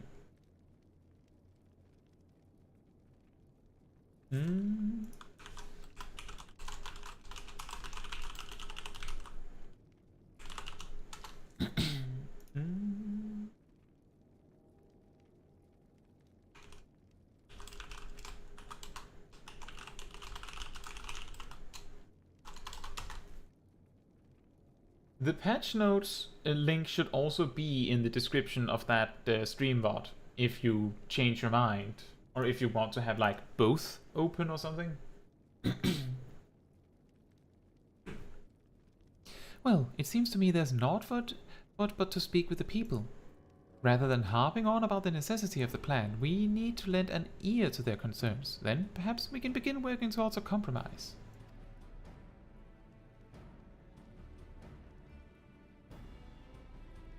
In that case, I'll take you to meet the community leaders. They're at a station called Senatus, near the Cenaculum Imperialis. I would be honored to speak with them, though it would be prudent to learn where people elsewhere stand as well. But that I will leave to the others, save Zero. Might you accompany me? I'm sure those in Tapper's Den will have their own opinions. Elfino, if I may drag you along? Nodders? Tertium, we leave to you. You are no stranger to the people here, so it should take little prodding to convince them to speak freely. Then it's settled. Once you've learned what you can, let's all meet in Forum Solius, where we'll have what I hope is a productive discussion. Welcome back, Alif.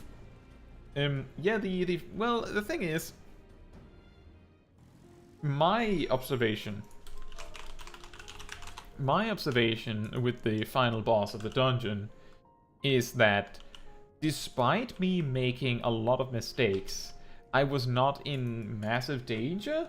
So I think a comforting thought for that is that while it throws an insane amount of telegraphs at you, it seems like you need to make several mistakes to die.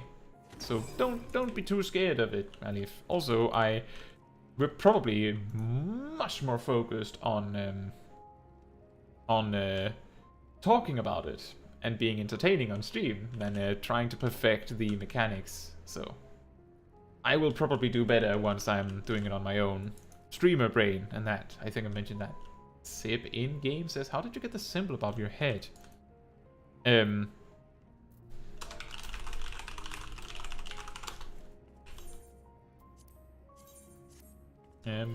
just going to explain it one more time once Sib is watching.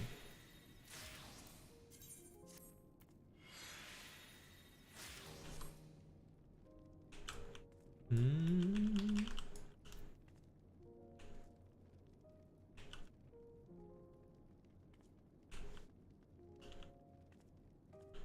then Sip went quiet. Then we'll continue.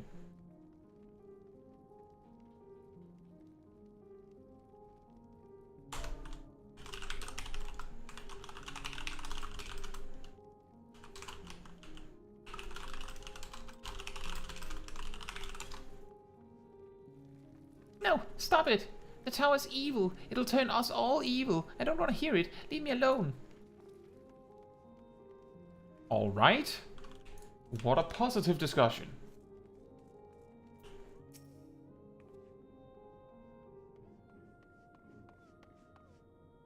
Hey, Fi, that tower isn't right, I tell you. All those magics.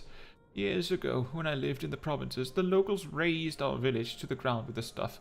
Made things appear, disappeared, fly and burn. Still see it when I close my eyes. You've done us a good turn, dear, but let's not talk about that tower any longer. It's unnatural.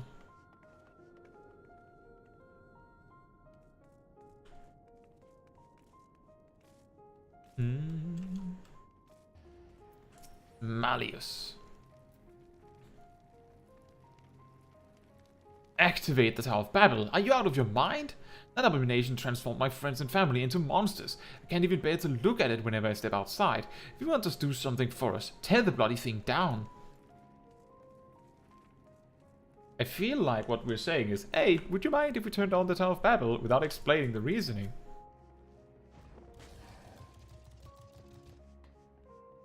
The Tower of Babel?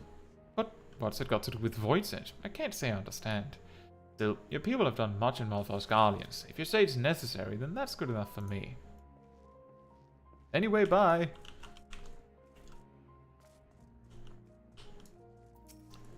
Do you need an extra vocal or a consonant? Whatever its present state, the Imperial Palace was once the pride of Garlemald. I mean, no disrespect to you and yours, but shouldn't the Garlean people be its caretakers instead of foreigners? Though, if we dared speak thus to some of the contingent, they might make assumptions. Got our rations, or worse. Nope, forget I said anything. Please. I mean, that's something the Guardians would do. This is something we've talked about before on the Small Kai streams. The Guardians have a really hard time trusting the rest of Eorzea because basically all of the things they're imagining that the Eorzeans would do are things that they did to them. When the Alamegans spoke out against the Guardians, their rations would be reduced or they would be killed outright. Just as an example. Julius is on his way with the others. I hope you found the people more receptive than we did. Nope. Not really.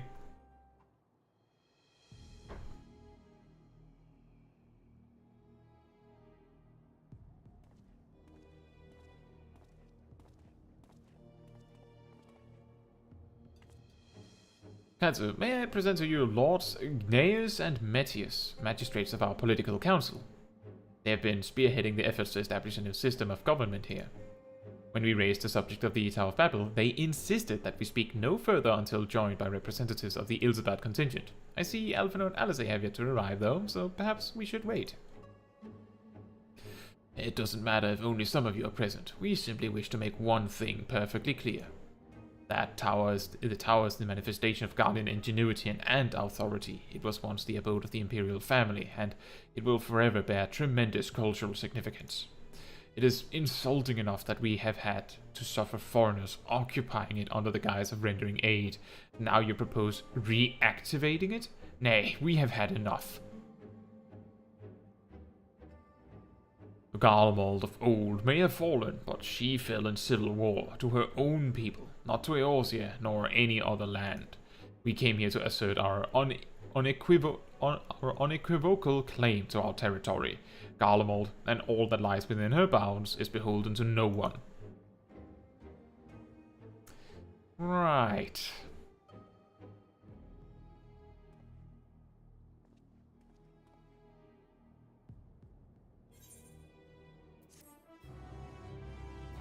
Well, that is awkward.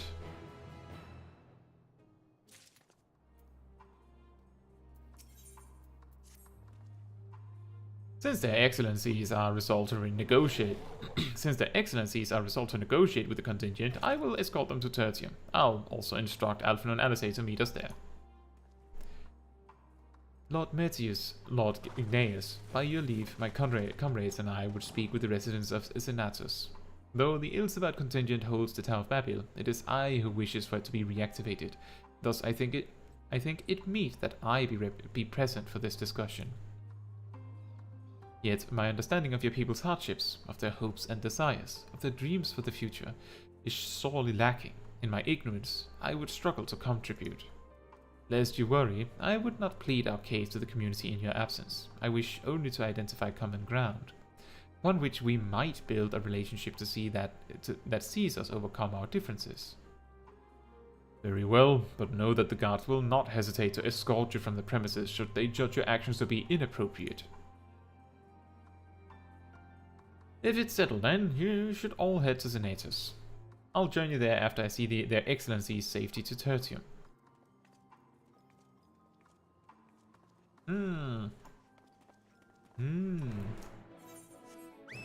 Over there then.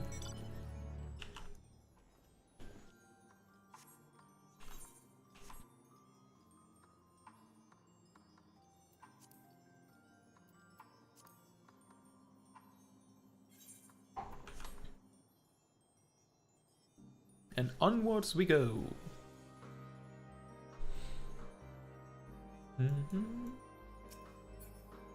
I could also mention that the reason why the lighting is different is because due to this being daytime, I know, shocking, we're relying on sunlight to light up the stream, and that is of course coming from behind me. So if you feel like it's getting a little too dark, just let me know and I'll switch to lamps. And then we'll have the golden brightness of yellow lamps instead. Here it is, Senatus, a temporary refuge for political dignitaries, hence their tight security. I'm given to understand that outsiders are not normally permitted so much as a glimpse inside. We should consider ourselves fortunate to be given this opportunity. I hope it will be worth the trouble. As do I, Zero. As do I.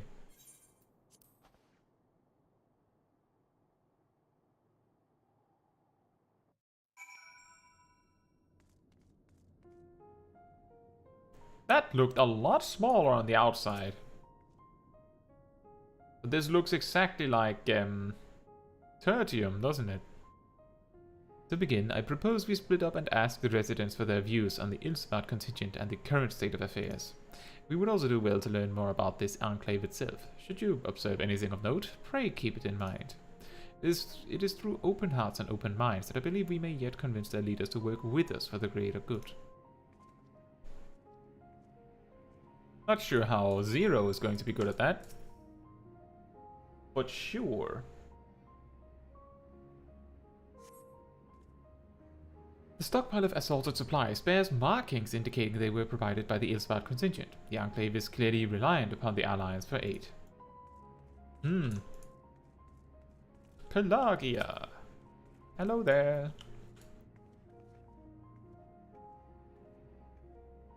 You want to know what I think? I'm a soldier. I try not to think about politics at all. I'll say this much. Our leaders labor to preserve our culture, our way of life, what remains of it, at any rate. I trust them to do what's best for Garlemald. Oh, so if we can just convince your leaders, it'll be good.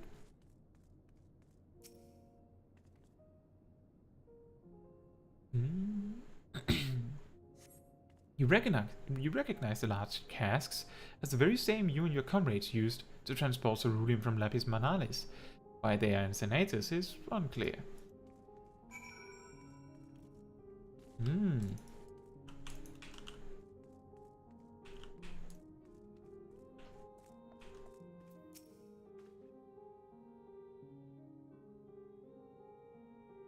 How do I feel about the contingent? Conflicted, to say the least.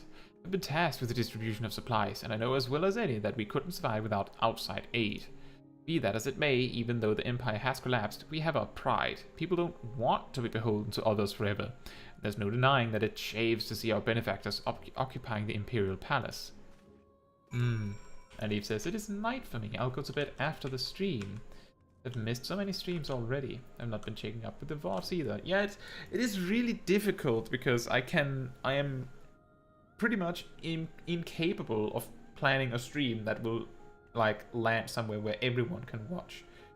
So that's why I'm like, I've talked about this before. I usually stick to like fixed schedules and stuff like that, but I do feel like it would be nice, and I feel like if I stream in daytimes, there's more people that have a chance to watch. It is just a matter of planning that instead, because I've like found space to do it in the evenings generally, and daytime is more busy a lot of the time, but I'll see what I can do. But I'm glad that you're enjoying the streams and the VODs, even if you haven't had as much time to watch them.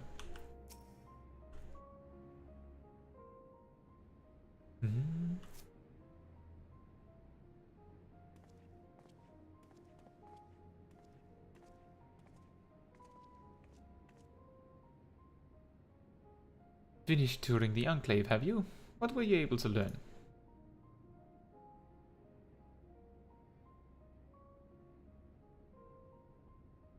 Much the same as me then. They accept the contingent's help out of necessity and harbor a measure of resentment. They've only themselves to blame. If they don't like the bargain, they should reject it. True. I don't know who's saying that. How many times must I tell you? It's absolutely out of the question.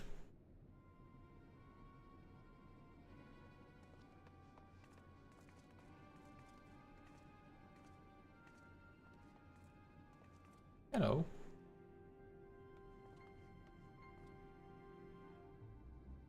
What's going on? We were wondering the very same. We came running when we heard shouting. Is that the matter? No, I was just trying to explain. Mayhap you can clear this up. The contingent has made a reasonable request, but this man insists that it's impossible. It concerns the Magitech weapons which run rampant throughout Regio Urbanissima. Every time we deliver supplies here, we have to dispatch extra men to defend against potential attacks. To address the issue once and for all, we've proposed the elimination of all machina that loiter near the supply route, but you heard him, they refuse to even consider it. The magistrates have already spoken on this matter. Rampant or no, those war machina are Garlean assets. Furthermore, who is to say they are as dangerous as you attest? It has been suggested that this could be a pretense to scavenge Magitech material for your own ends. I know not if that is the case, but the fact remains, we cannot allow you to destroy them. More speculation by the magistrates, I presume. Ridiculous, but they have spoken, and unless we want to inflame tensions further, there's naught we can do. How complicated relations become when not grounded in a clear and equitable arrangement.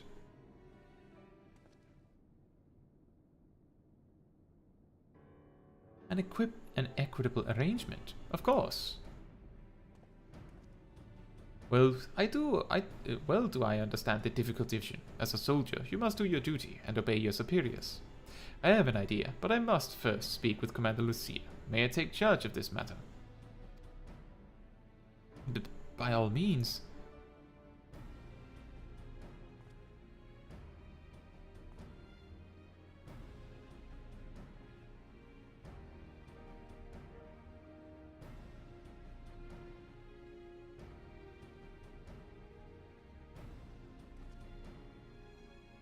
Let us return to Camp Broken Glass, where we might discuss a solution I believe will satisfy all parties.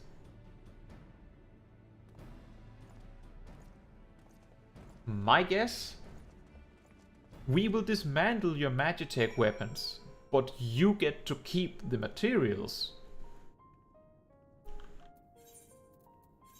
That would kind of solve both problems, right? We're going to dismantle your things and give you back the guns.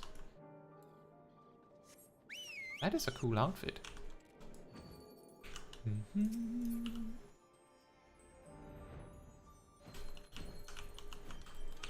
Hello, Maxima. Welcome back, all of you. I pray there have been positive developments in your efforts to appeal to the Gallian community. Mayhap not yet, but there is a method by which I believe all stand to gain. As satrap, I intend to propose a trade agreement between Ratzathan and the people of Garlemald.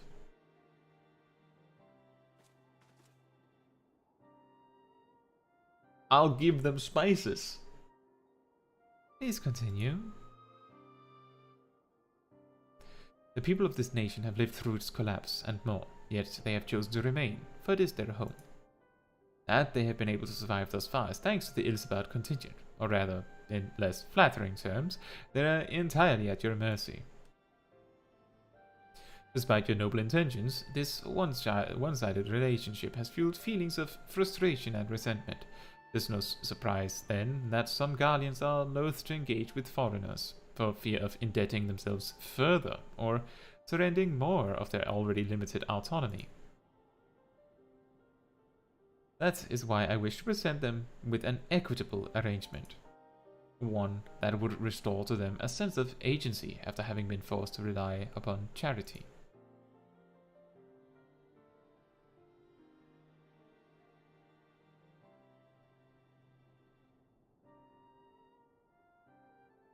Easier said than done. What exactly did you have in mind? What are they going to trade you? Long have Garlemald and Ratzathan abided by a treaty of non-interference. Freely have we traded with one another, and I wish but to continue in this tradition. We would provide your people with such supplies as you require, in return for which you would grant us leave to use the Tower of Babel, as well as share your Magitech resources and expertise. As we become more reliant upon your technologies, we will of course require more Cerurium to fuel them. This you possess in abundance, and for it you will be duly compensated. Ratzathan's culture will be enriched by your Magitech wonders, and our ever-increasing demand for your wares will see Garlemald grow wealthy and prosperous. Only when both sides keep the interest of the other in mind can an equitable relationship be forged. It is a principle I once thought I understood, but have come to appreciate all the more in recent days, thanks to the sage counsel of a friend from beyond the rift.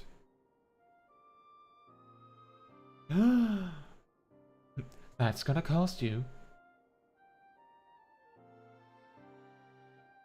Your Excellency, thank you for your careful consideration of Garlemald's future. Though I cannot speak for every Garlean, I myself see no reason to object to your proposal. Indeed, if Ratzathan were to take the initiative, other nations may follow suit and seek to normalize trade relations with us. If you see the sense in my proposal, then I ask you to join me in the negotiations at Tertium. Your support may be instrumental in winning over Lords Gnaeus and Metius. By all means, go with them. I have matters here well in hand. I have learned all that I may regarding the tower's operation, so I too shall hie me to Tertium. And so they walked.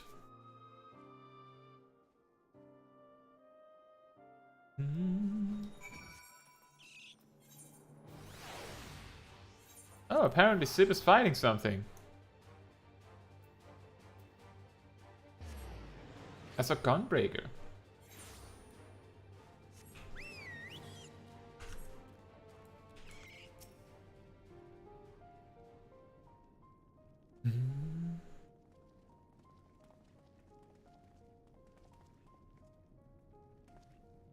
A crowd you may have brought, but numbers will not intimidate us. The Tower of Babel is ours by right. Nothing you do will convince us otherwise. Rest assured, it is not our intent to infringe upon your rights of the people of Garlemald. Let us instead discuss the future.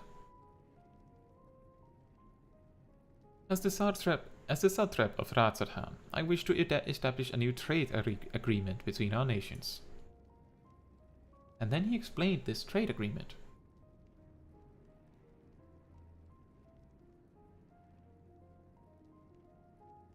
Did I forget anything? The aid we presently receive will not last forever, my lords. Sooner or later, we must stand on our own 2 feet. But to do so, we must secure a means to replenish our coffers, and the proposed agreement presents a rare opportunity. It is true we do not want for Magitech and Ceruleum, and foreign currency will be needed to procure such things as we lack. It would depend on the precise terms, but I can see the merits.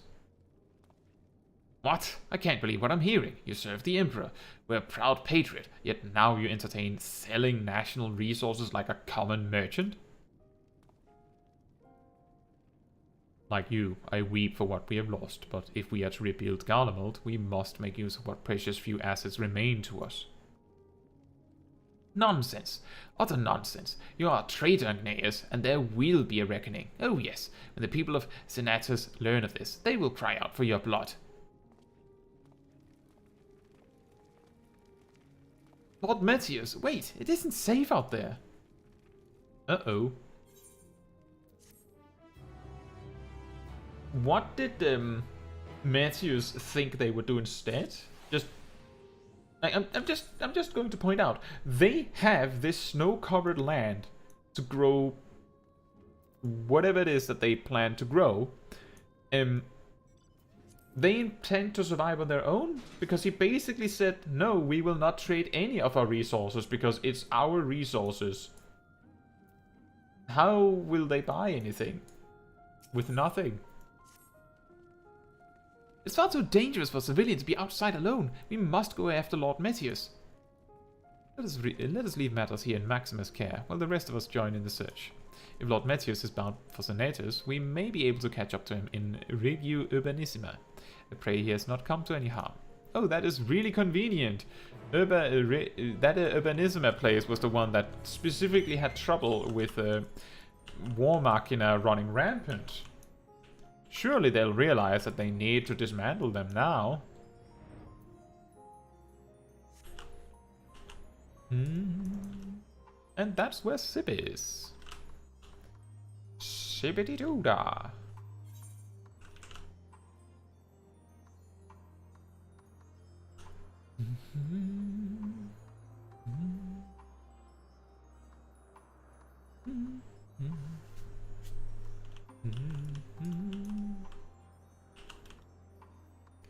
And we continue onwards.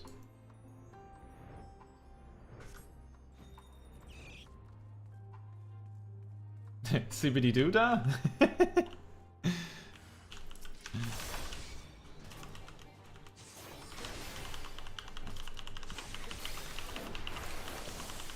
Or Urbanissima.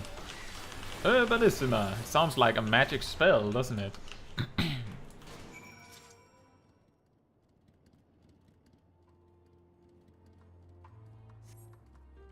I'm alive. Hello there. I am the Warrior of Light. Would you like some assistance?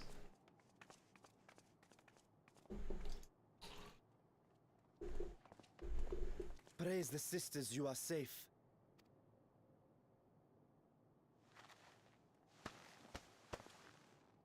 Don't think I'm indebted to you. I never asked for your help.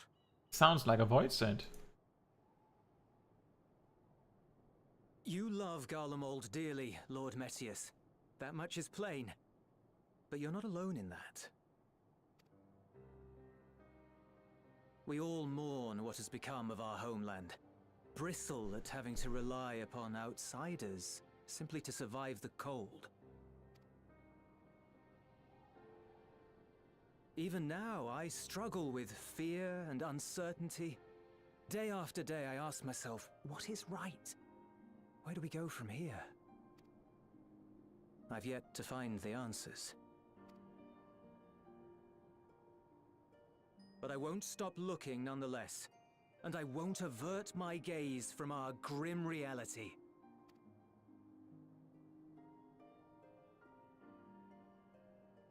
Is there hope for us?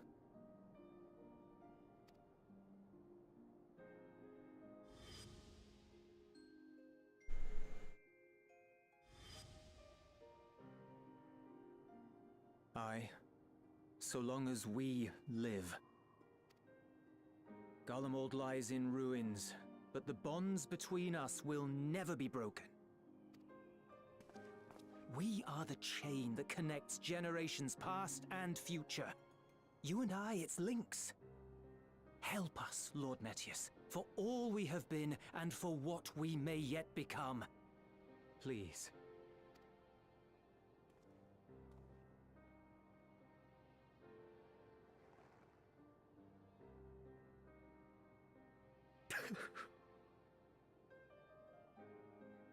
To be lectured by the younger, it ill becomes a man of my station.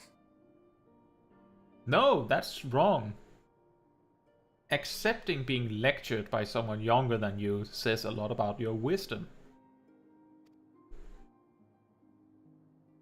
I will rejoin the talks at Tertium.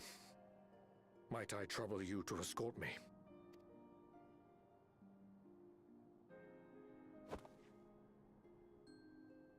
Elwipard, I apologize for my discourtesy. I owe you my life, and I thank you.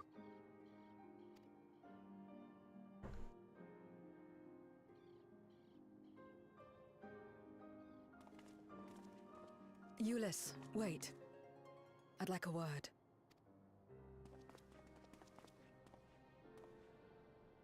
With you as well. I'm to stay close, after all.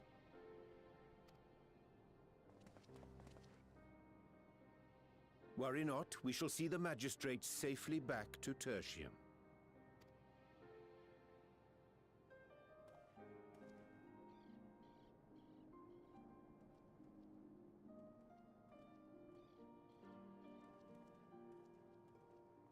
What is it? You bound that man with trust, didn't you? That's why he did not require coercion to return.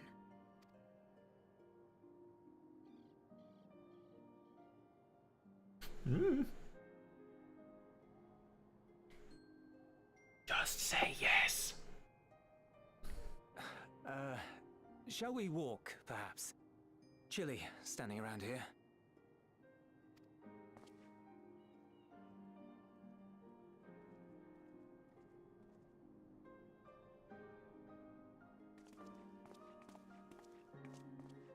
So that's how Zero came to join you. Still, I'm not sure I'm qualified to explain something like trust. I wouldn't describe myself as a sociable person. Before all this, any free time I had, I spent looking after my brother and sister. As for the magistrate, I only told him what's been on my mind of late. But I wouldn't have done so, I think, if it weren't for the twins' influence.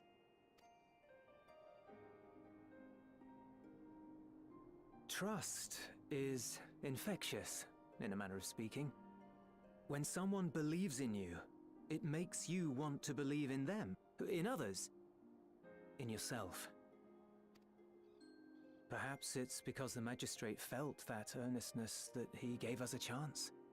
As I did, after I was caught trying to steal provisions from the enemy. Trust comes easy in such company.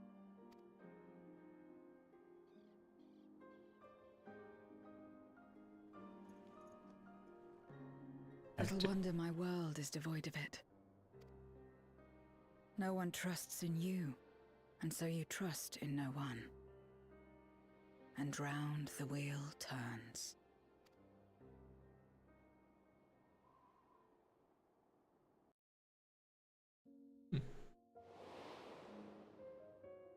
During the Contra Memoria, we had already come to judge one another based on strength and usefulness. You either used or were used. Those who rejected this rule didn't survive. My mother wanted to save the world, to fulfill the hopes of Memoria's good and true. After she died, I carried on her mission alone. Alone? Didn't you have anyone to help you? Almost. 2 men tried just the once. a swordsman and a mage, whom I met when passing through a village. They had saved the people there from corrupted Memoriates. That is the swordsman. Just to be clear, that mage looks almost like they're telling us that's Golbez. I'm just saying, it's, a mage you say, and he's in heavy plate armor. When they learned our enemies were the same, they seemed heartened. They claimed to be soldiers of a kingdom called Baron, and were traveling the realm in search for means to end the Contra Memoria. They invited me to join them. I refused. How could I not, having learned the lessons of my world? Those who would work with others always have their own motives. I would not place myself at their mercy. I would not be forced to submit. I expected some manner of outburst, some show of frustration at having failed to deceive me. But they simply watched me walk away. I didn't know what to make of it then, but now... Perhaps they shared a bond of trust. Perhaps they were the last ones left who dared. Perhaps they hoped I was like them too. Perhaps it was just an offer, and nothing more.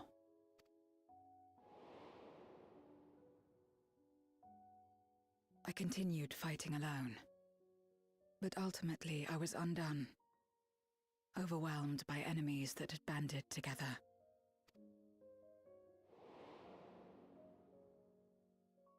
I was cold, in pain, wishing desperately that someone would save me. And as I lay there in solitude, I felt it happen. The breaking of our world. Darkness washed over me, and I was swept into the rift. When I finally managed to return, it was to a world forever transformed. My home, now filled with abominations.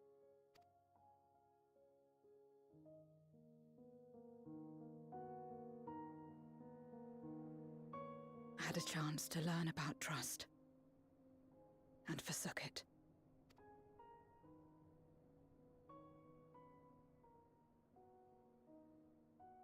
I never had the power to save my home single-handed. I should have accepted their invitation. Had I joined them as I've joined you, I might not have had to face the end of the world alone.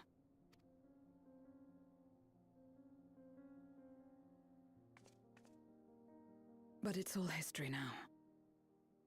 No amount of reflection or regret will change our present reality.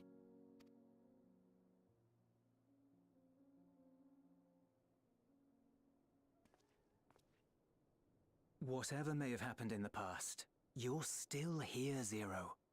Alive.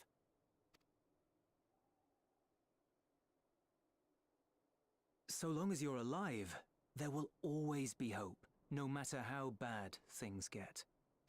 What you couldn't do yesterday, you might still do today.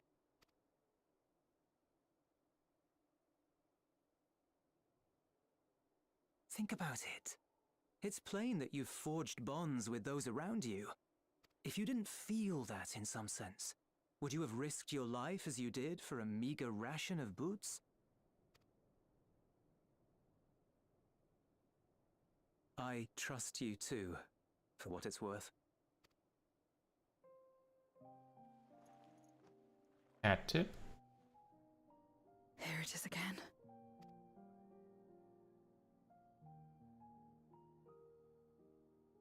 The fire that burned in my breast when you came to my rescue. The urge to weep, though there is no sorrow.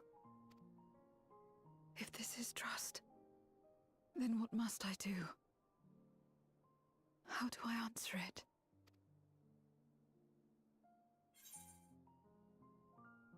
With a handshake, perhaps?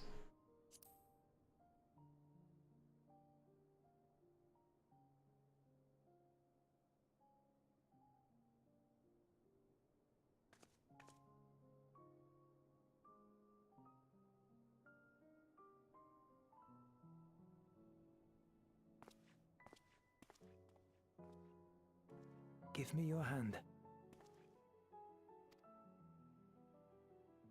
It's not something you do constantly, mind. A friend is a friend regardless. A friend.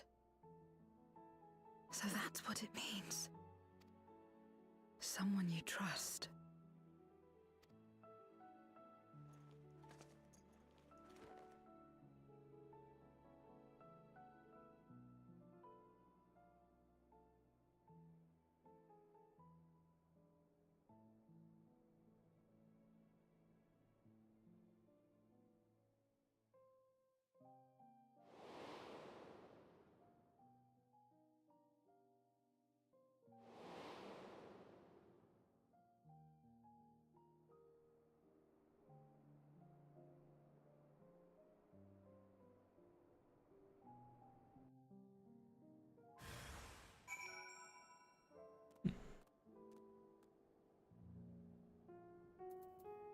Oh, wow. Look at this pink entourage.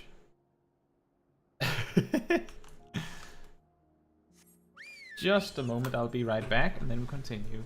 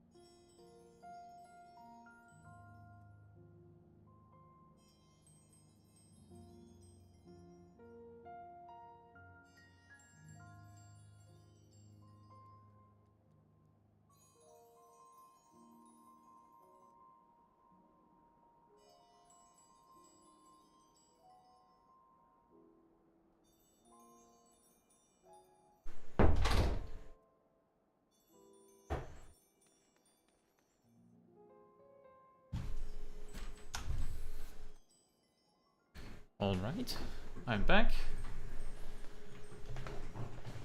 And Alif says, unfortunately I have to watch you in 144p because of bad internet. Oh, that sucks. Unfortunately, nothing I can do. I have heard, like, it's not uncommon to hear about well, I would have said Australia, but you're not from there. You just play on the server, as far as I recall. You play, you're not from there. I don't know that. You're from Malaysia, if I remember correctly. But I don't know what it could be. I remember my best friend, who's also from there, regularly complaining that the internet just randomly is absurdly bad. But that can be like internet providers as much as anything else. Hopefully it becomes better. Thank you. I feel at last as though I found the answers I sought, and I owe it all to you and Julius. Right then, I expect the others have already arrived back at Tertium. We should join them. Money!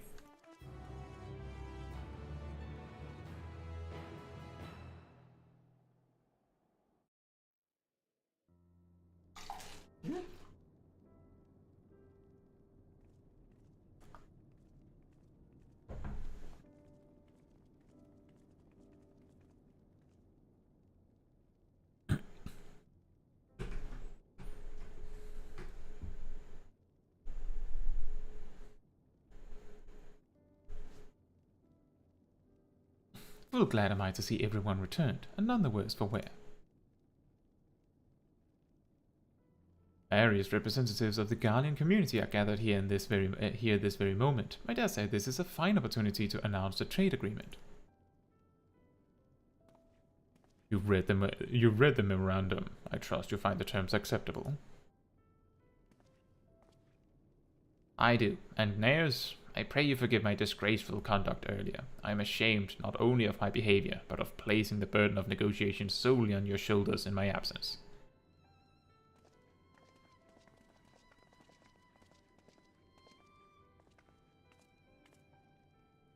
You should know that, when we brought up the subject of the tower's reactivation to the people at Tapper's Den, some reacted quite strongly. Once we explained that it would be to prevent another Voidsent invasion, however, they were more receptive. It's fair to say the recent episode is still fresh in their minds. I tagged along to deliver a supply of ceruleum. Have to say, I didn't expect to see such a large crowd. Even the stuffy Imperials who normally keep to themselves incinerators are here.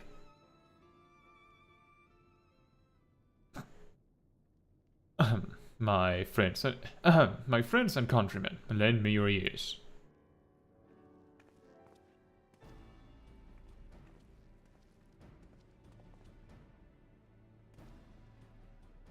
I am pleased to inform you all on this joyous occasion that we, the people of Garlemald, have entered into a trade agreement with Radzathan.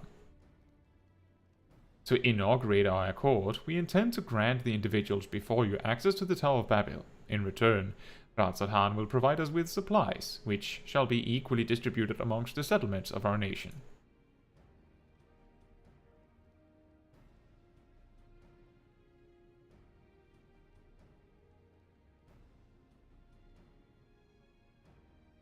Let me be clear on one point. This is not an act of charity, but trade.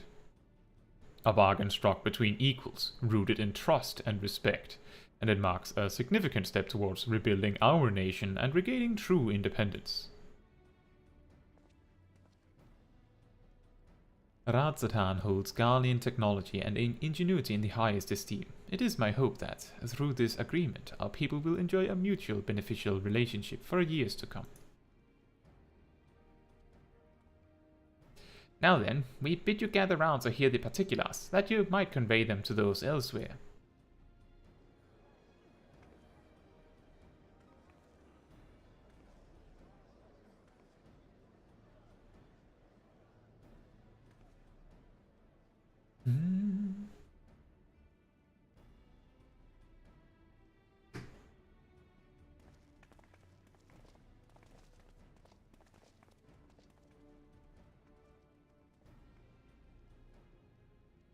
So burdened by hardship and trauma, were the people of Garlemald that they were unable to imagine a brighter future.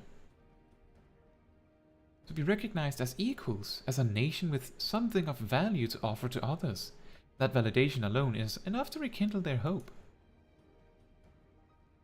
It is by virtue of this partnership that we may access the Tower of Babel, a rather timely development given the Aether Tank's impending arrival.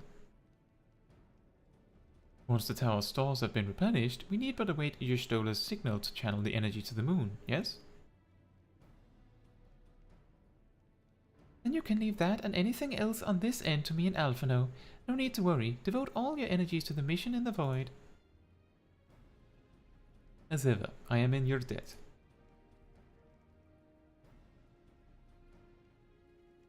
Ad tip.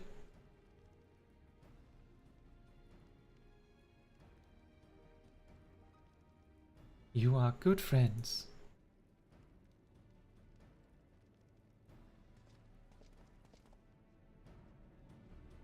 You are good friends.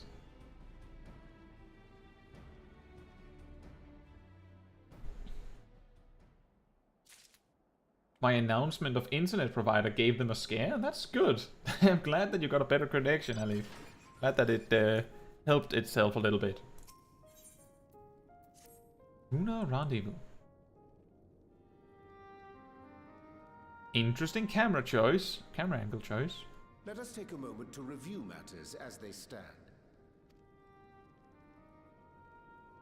Having procured sufficient stores of ether, we may now channel the requisite energy unto the moon via the Tower of Babel. Our work on the star is complete. However, we have yet to receive word from Y'shtola as to the state of the lunar preparations. A ritual to open the gate, and measures to forestall a void-sent invasion.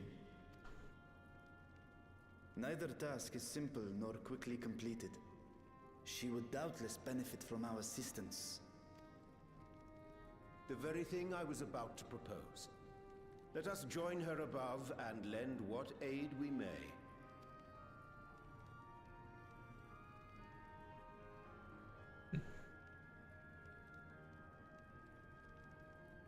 Ere we set forth, however, Y'shtola did bid me relay a message to thee. As thou art well aware, a key objective of our mission is the extraction of thy sister Ajdaya from the Void. Held captive for millennia and divested of an eye, she is like to be severely weakened. To make good her escape, she shall require aid. Aid that is best provided by a fellow Great Worm.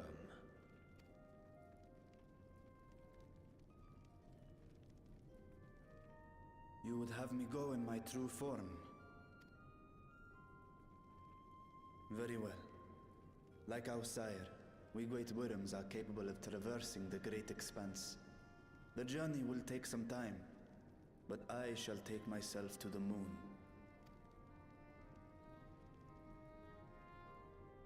To begin with, I shall return this vessel to Radzat-Han, that I may have both my eyes. And until such time as we find Ajdaya, I would entrust her eye to your keeping.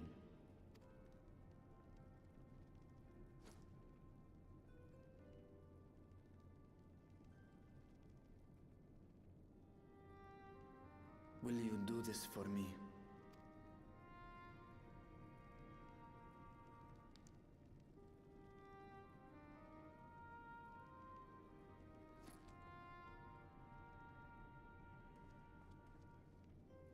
We shall contact you via Link Pearl once all is in place on the moon. You need but follow Y'shtola's instructions. Understood. We'll be ready.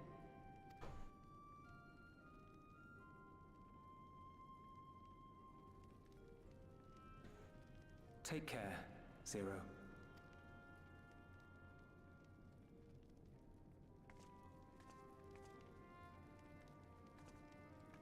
It will be the briefest of homecomings. I'll be back before you know it.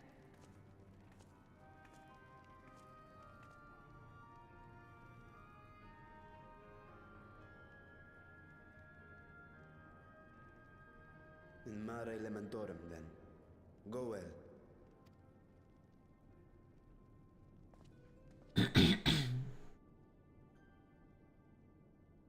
That's the second time they've used homecoming specifically.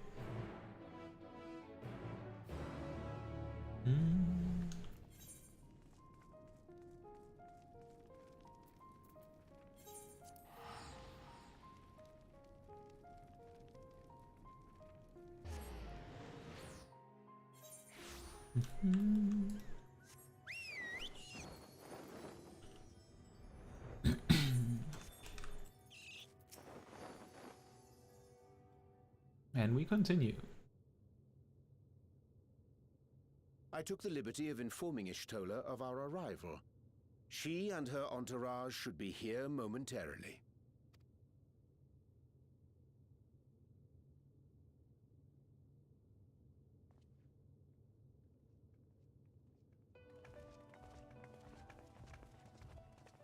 Forgive me. I'd hoped to have everything in order sooner. My thanks for the extra hands. Alphino and Alice stand ready at the Tower of Babel. Vritra is also en route. Excellent. You've done well, all of you. For my part, I've managed to prepare the ritual with help from the Watcher. All that remains is to channel the ether from below. This should, I pray, open a gate leading to the moon of the 13th. May I just say how excited we are to be a part of this grand undertaking. The development of the artificial Atomos was one thing, but this is an opportunity like no other. Ishtola even managed to get a loan of elegant treatises on void sense summoning from the prized collection of the Sons of Saint Koinak. The Empire's application of etherochemistry in regulating void gates provided us with many a useful insight for our work, let me tell you. I asked a favor of Grahatir when we were comparing notes on cross-rift travel. Given his credentials, I was confident he wouldn't be denied.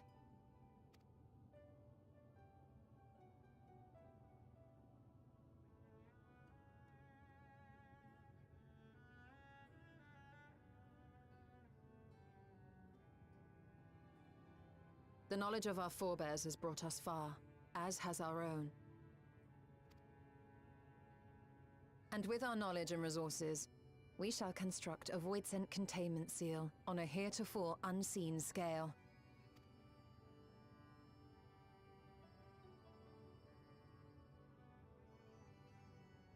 Containment seal? Then thou wouldst make use of... Aye. A tried and tested means of holding dark entities at bay is readily available here. 'Twould be remiss of us not to employ it. We shall reforge the brands that Xenos and Fandaniel destroyed. That which held even Zodiac shall more than suffice for voidsent of any persuasion.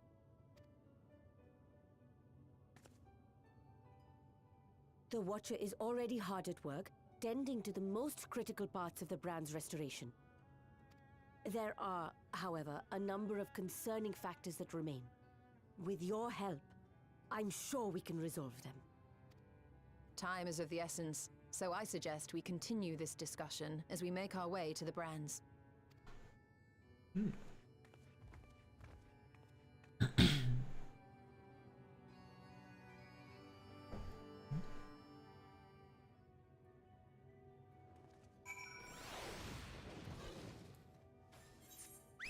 And we continue to the brands.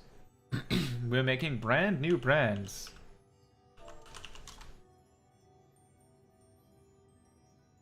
The brand new brands.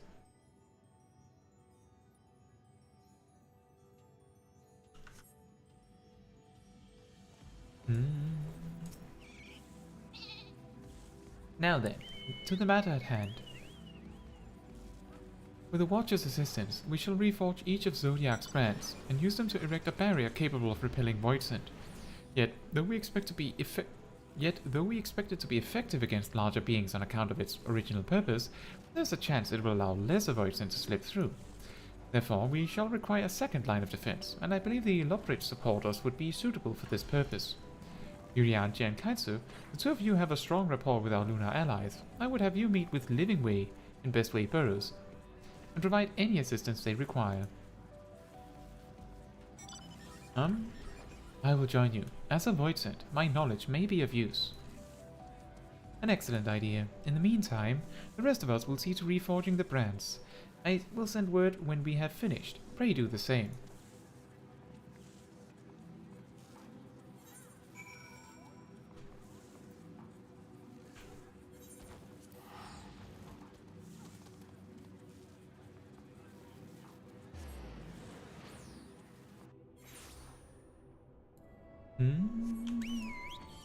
All the way up there.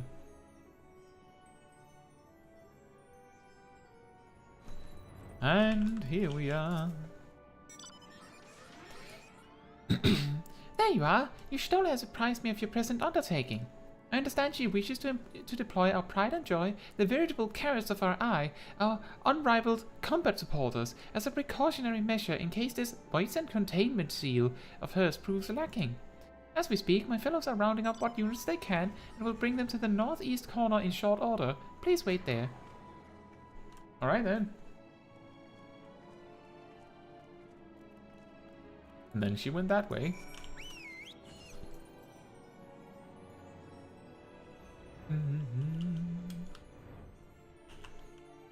Alright. The storage side.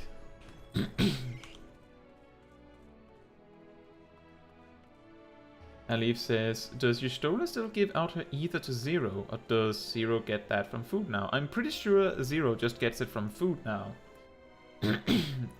We started, like, the first quest in the main quest is features Zero eating curry, I believe. It also features the player character eating curry, but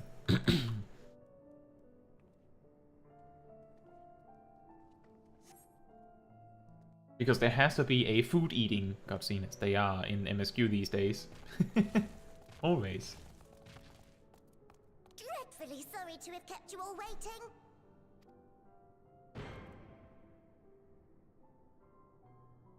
Hello there, friends. A new person. Heard there was a bit of a rush, so we gathered what combat-ready supporters we had available.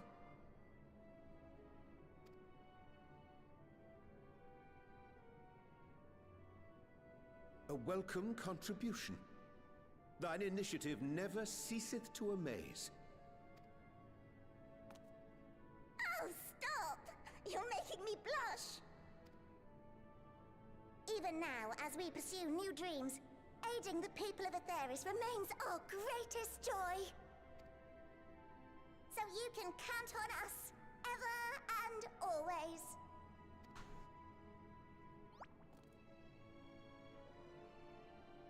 Right, so, we originally deployed these supporters to patrol the moon and keep it safe. They've never tussled with Voidsent before, but with sufficient data, they ought to hold their own against the ghastly fiends.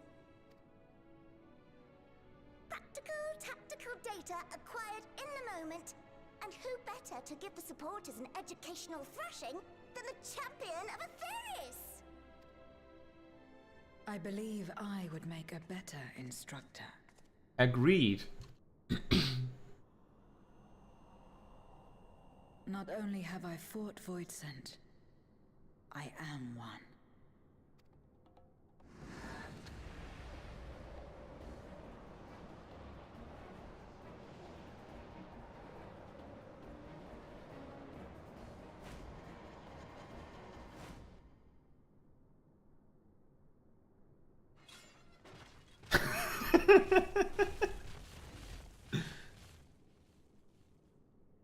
Huh?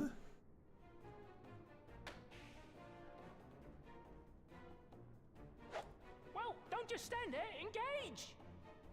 Engage! Engage! Engage!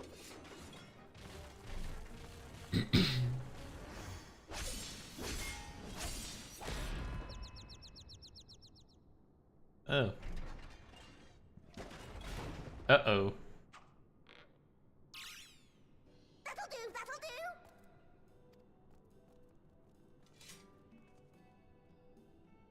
A defeat's bitterer than the bitterest carrot. Using this experience, we must enhance the supporters and turn them into Voidsent slaughterbots! Indeed. Right after we've managed to put the poor dears back together. Pray forgive our comrade's enthusiasm. May I inquire as to how long the repairs will take? On an ordinary day, I'd say no less than 5 carrots briskly consumed. Interesting time measurement unit. But if you were to provide us with encouragement... Like what? We just might be able to do it in 2.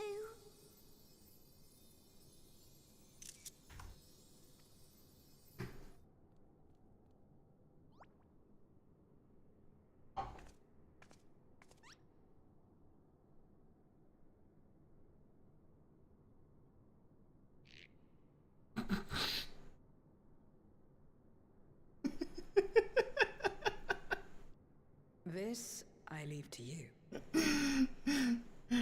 The perfection of the cartoony sound effects as my character turns, like, me?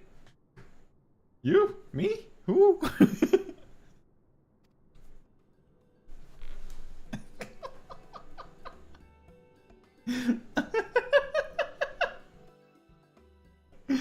That is so funny. The Loporrit's eyes twinkle with anticipation as they await your buoyant extolation. To wit, they yearn for you to rally their spirits. Oh, well, I thought it was a lot more than that.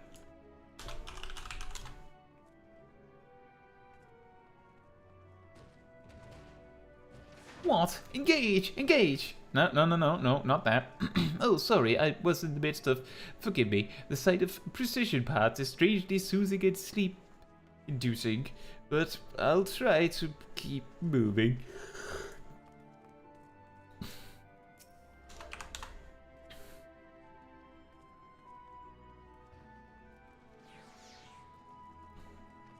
What a marvelous feeling. There's nothing like wild gesticulations of encouragement to fire you up. Really? Singing way, have you begun to sing?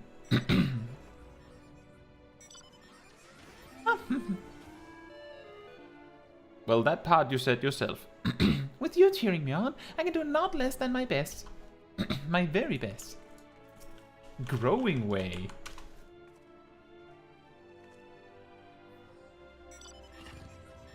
Oh, thank you very much. Thank you very, very much. You don't know how uplifting it is to have you encouraging us, showing us the proper technique so we may keep our supporters operating at peak efficiency. Yes, that's what I did. You do it like this. Apparently.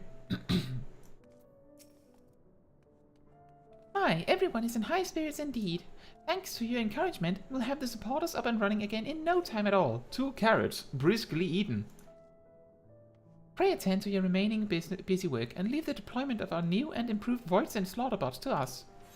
How did you figure out how to slaughter Voidsent bots? By getting trounced by one unusual one.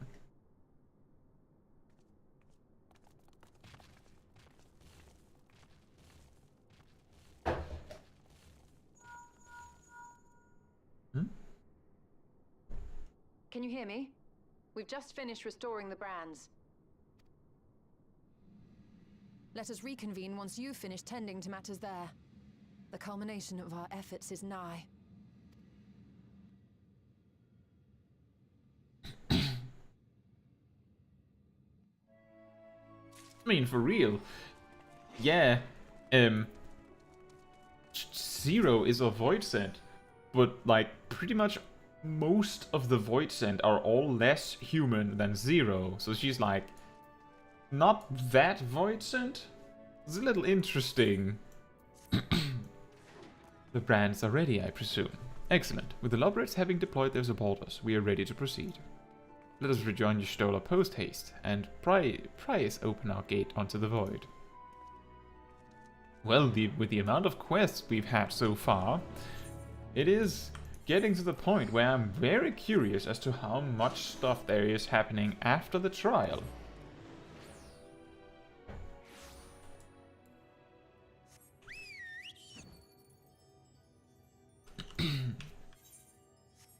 It was such a good cutscene.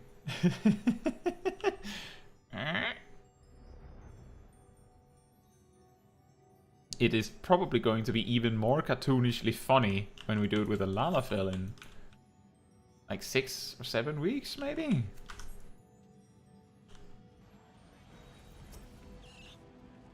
Y'shtola is like, help! Help! I'm drowning in people! I don't know why they're all here!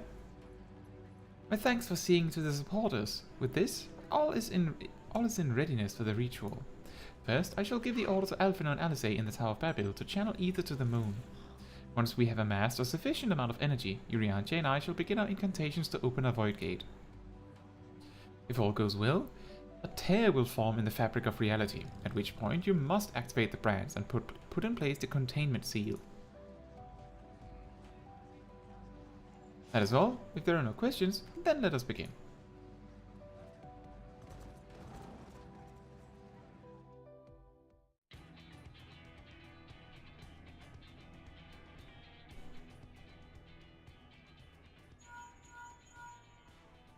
Apologies for the wait.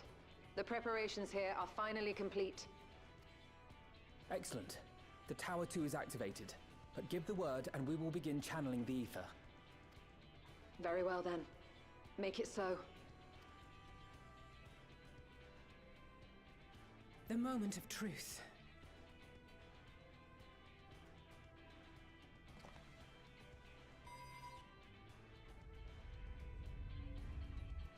Do you need 2 hands for that?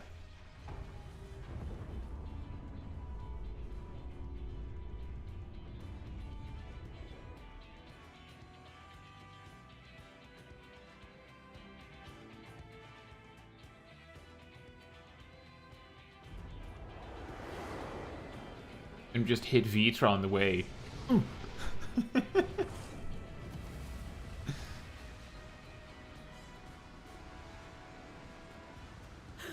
By the sisters!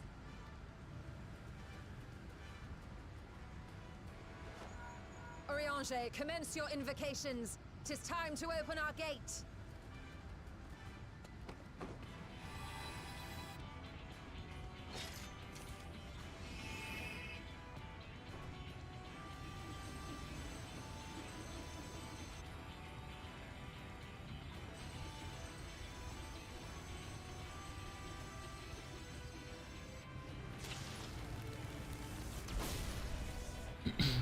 A tear is beginning to form. Quickly, activate the brands. Ow.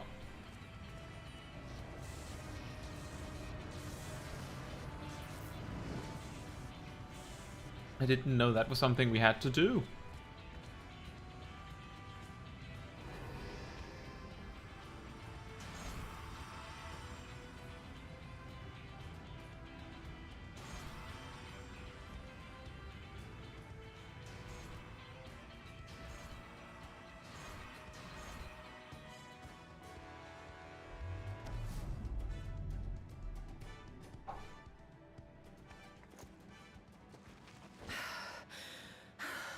Xenoglassy.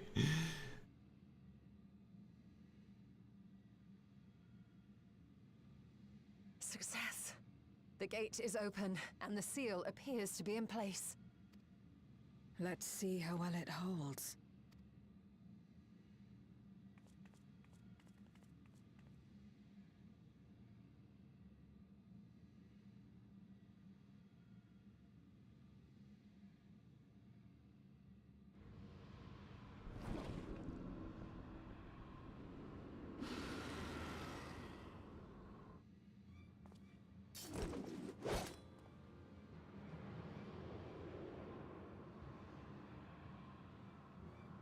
What an enormous gate! Lord Golbez will be eager to hear of this.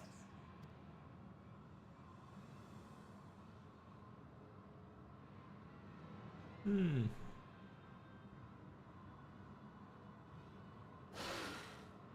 this is the promised land. The land of boundless ether.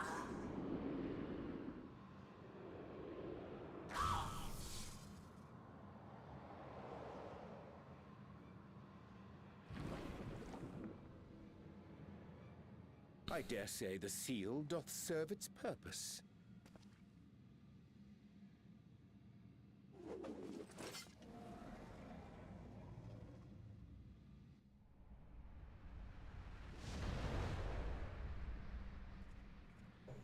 Perfect timing, Vitra. I see all proceedeth apace. Remarkable. Indeed. Just this moment, a void scent emerged from the gate, by which we may safely assume it leads to the 13th. It's incredible, Ishtola. Truly incredible. Oh, what an honor it is to have been part of this historic achievement. A part is an understatement. None of this would have been possible without you and yours. Our success has also served to solidify our understanding of cross-rift travel. Oh, that sounds useful for you, Ishtola. Go back to the first at some point, I guess? The Ascians rejoined reflections to the source by instigating elemental imbalances. These imbalances weakened the barrier between realities, causing the ether of a reflection to flood the source. But why is it that reflections are predisposed to rejoin the source? Why have they never merged with one another? Thou art suggesting there is a unique property inherent to the source, one responsible for such an outcome. I am.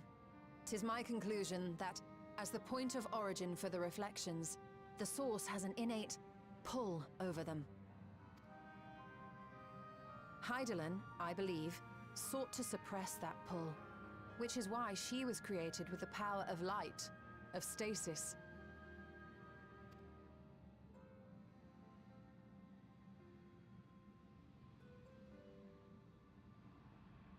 Meanwhile, the power of darkness, of activity, reigns in the void. Hydaelyn's influence would naturally be weaker, and this manifested in the form of planar fissures. Working with this hypothesis, I set my sights upon where the pull was assessed to be strongest, and through our combined efforts we succeeded in opening a gate to the void. Now, I must stress, it was because we sought the void that we succeeded. Pleased though I am to have my theory proven, the secrets of travel to other reflections still elude us. Ah, okay. Even so, in the reality that lies beyond the 8th umbral calamity, there are those who found a way to reach the first. I will not rest until I do the same. One step closer to fulfilling your dream, eh? Just a step. Many more remain to be taken. Which further motivates me to forestall a void-sent invasion. So come, let us set forth, to find Ashdaya and put an end to Golbez's plot.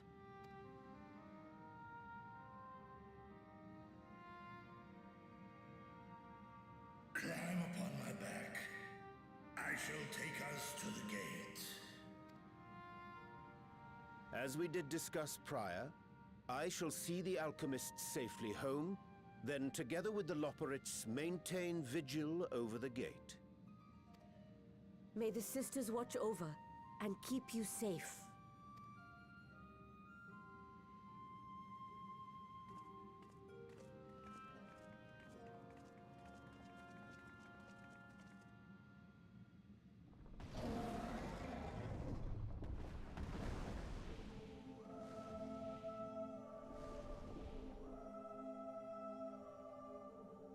Back we go. Into the void once more.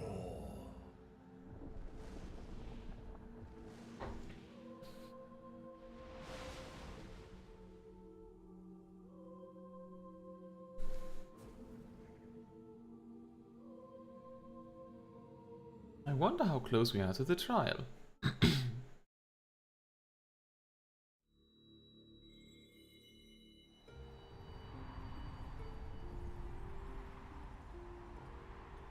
Hmm.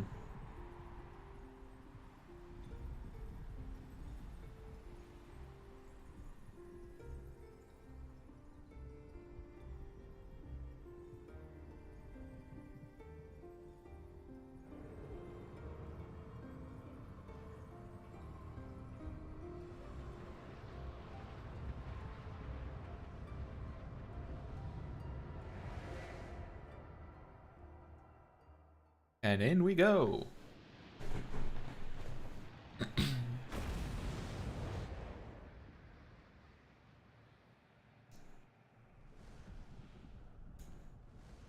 I think we missed the moon. Or maybe not. That's very red. That's incredibly red.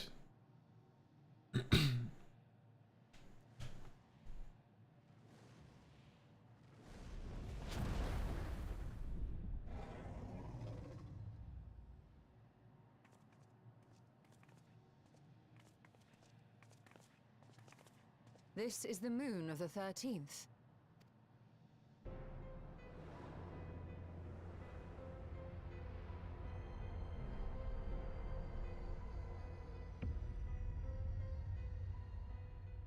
It is. Ever since the flood, it has been a sanguinary orb in the sky. No void scent.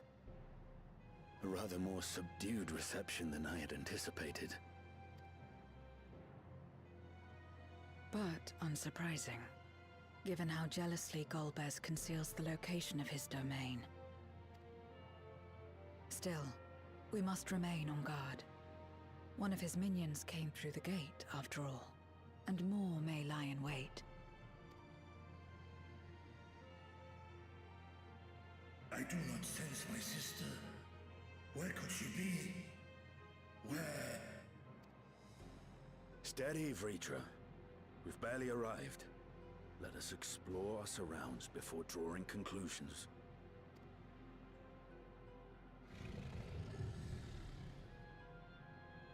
Yes, thou art right. I shall survey the moon from above. The ground I leave to you all.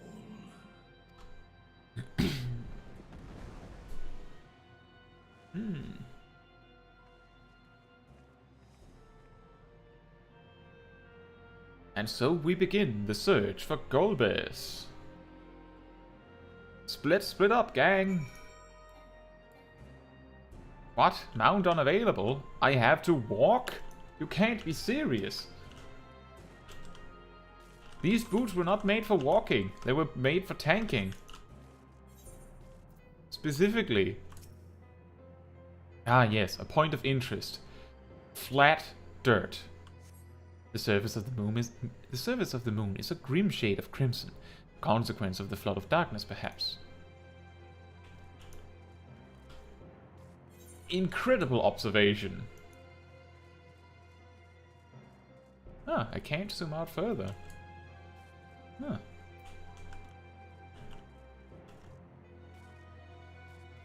Another flat piece of dirt. Let's look at that. Very exciting. I wonder what we discover from this. It's... No matter how you strain your eyes, you spy no signs of life. In all directions extends a desolate waste without end. Great. How philosophical. I will say there is end because, like, we can see the walls, the edges of this cliff. We have a cliff formation we found ourselves in.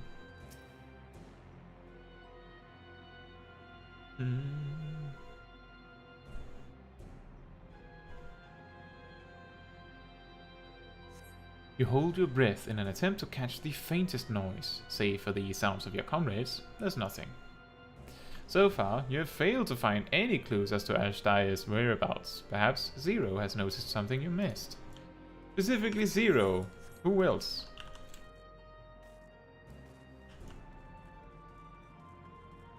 Zero! I need you! Oh!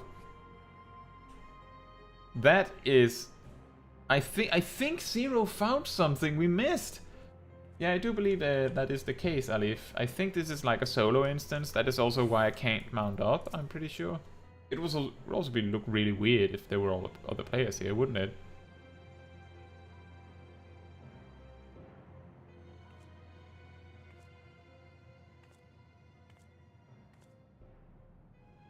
The chasm has caught your attention as well.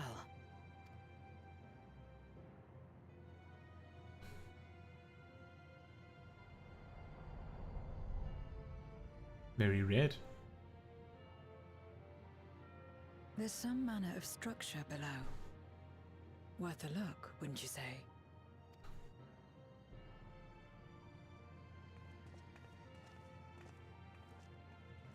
I too sense something here. This pit much resembles the Cradle of Darkness on Owl Moon, where Zodiac was once imprisoned.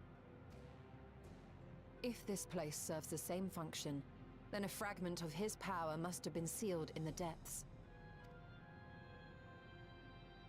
Strange, though. When Zodiac perished in the Source, I presumed that every aspect of him was thus unmade, and his power scattered. But it's unmistakable. The darkness that permeates this abyss. Could a trace of him yet remain? Or is it something else?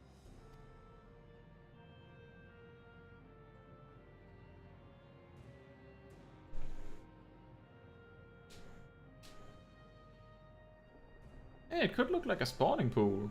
That is true. I hear thee, sister. I hear thee.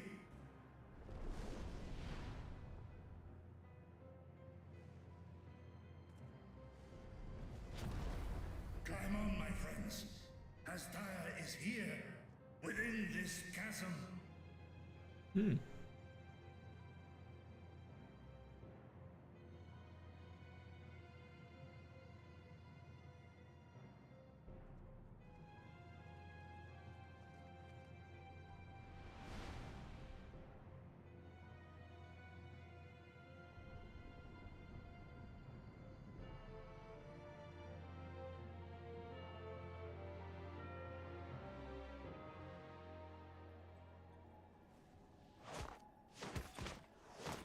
Hero landing.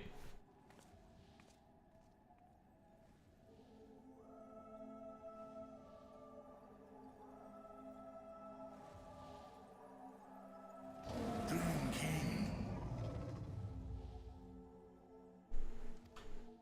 Sister.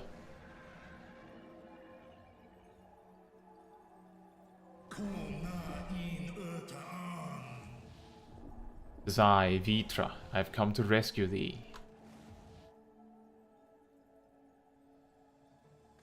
You were entrusted with Ajdaya's eye, were you not? Oh, yeah.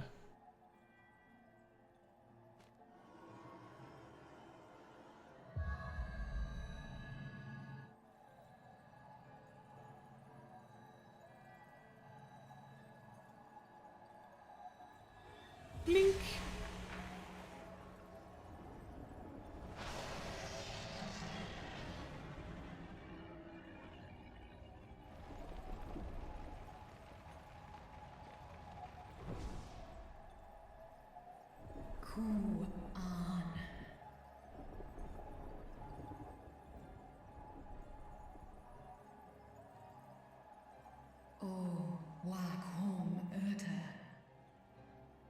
Vitra, wherefore art thou here?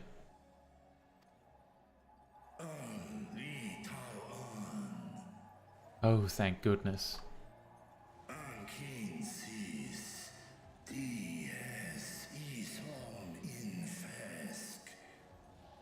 Is thee, dear sister, truly thee? How long have I dreamed of this moment? Nuan ik hes in an. Ka an an. Fesk wes an ul in. Would that I could have found thee sooner, but I am here now. Let us return home, together. Seth es lis, na fesk on, ner no rail ac stra I dran. The thought filleth me with joy, but I fear it cannot be. Not even with the dragon's might can these chains be broken. Esk es I nesh I gol ac. For they are forged of the very will of the man named Golbez. Oh yeah, there's a throne there. So this is indeed Golbez's domain.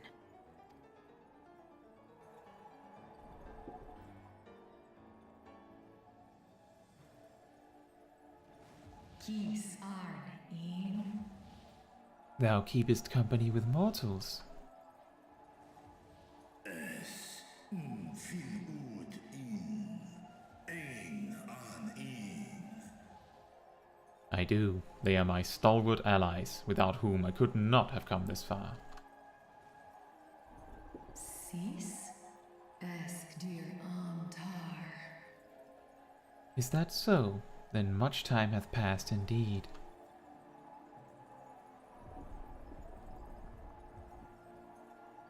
For war Meradarn I Alan an. It doth feel like only yesterday that we were fighting the voids and hordes the men of Alak had unleashed on Mericidia. Les I el kol an. Zdis sorn I rum. Snar Tiamat an. Desperate to save Tiamat, I flew into this lightless world to strike at the heart of the Cloud of Darkness's forces. Kai ros an. Ke ul ke darn morn. Dis an. Kai an. Nal stra an. But the voidsent I slew returned again and again, and before I knew it, the rift betwixt worlds had closed. I was stranded, bereft of strength.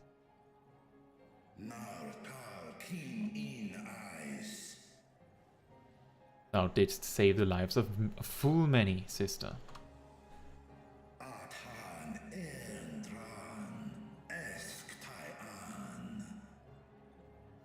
Today we abide in harmony with men, working side by side and forging enduring bonds.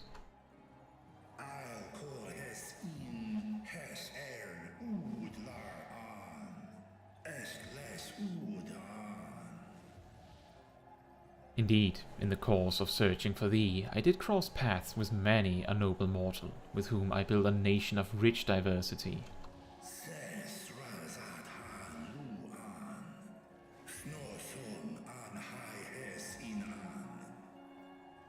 To thee I would show it, my beautiful Ratsathan. I shall not rest until thou art free.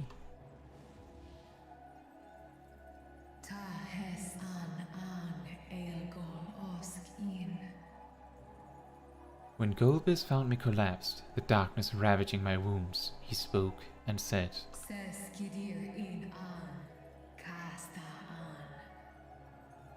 "'Tis but a matter of time before you turn, but I have the power to stop it."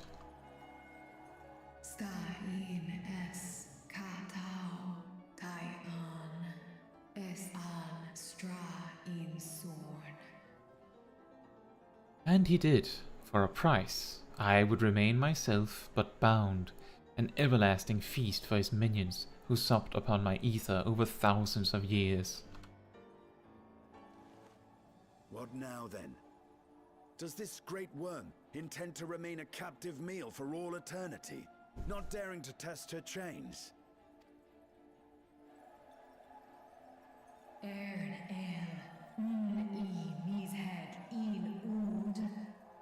Ha!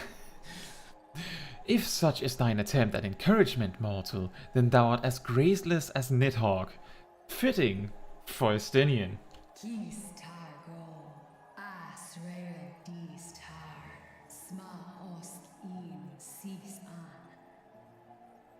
'Twas Golbez who did weave this spell, and so his defeat should serve to unravel it.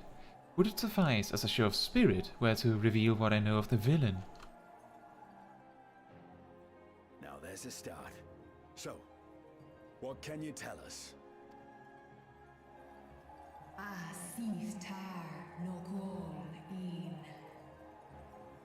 Mayhap, in order to sustain the magic, he cannot travel far from this place.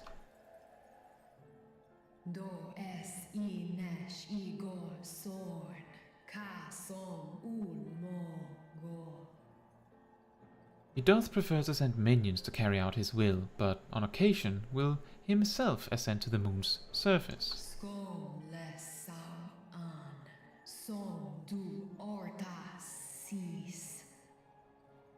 And every time, without fail, he will visit the same location to the south. Something of import lieth there, no doubt not. Well, you heard her. Shall we look into this spot near and dear to our enemy's heart?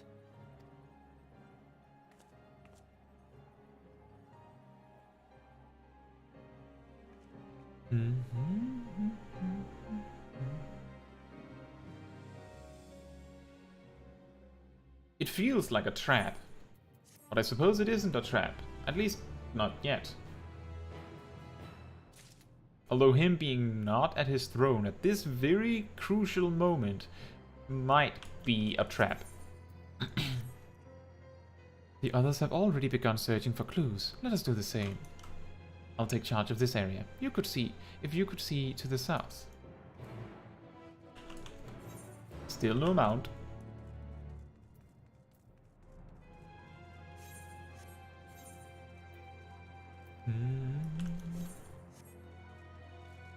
Oh, there's Vitra. Dun dun dun dun dun dun dun dun dun dun dun dun dun. Looking for more clues with the Scooby Gang. Exactly, Alif. It's weirdly convenient that he isn't home. A glint from beneath the rock catches your eye.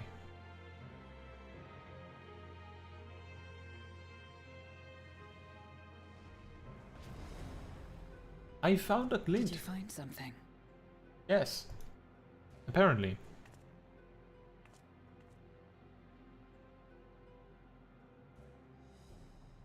A memoria. But whose?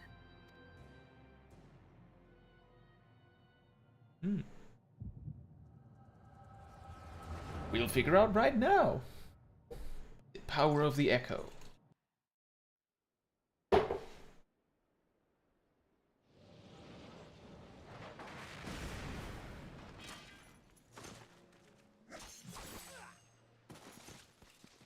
Yep, I knew it. The mage.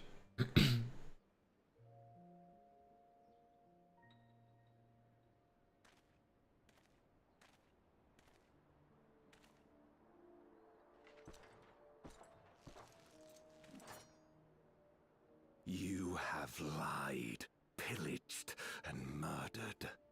Have you anything to say in your defense? No. Every one of them got what they deserved. Trusting fools. Like you would-be heroes. Aye. You do well to keep a close eye on each other. It always ends the same way. A knife in the back. And better to have the handle towards your hand. You'll see! Oh, yes. You will.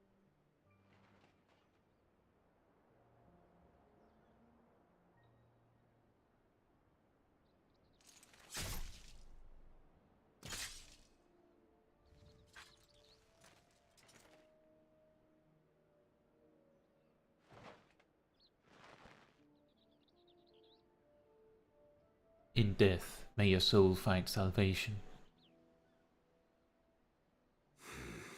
I can't bring myself to pray for the unrepentant. You're a nobler man than I.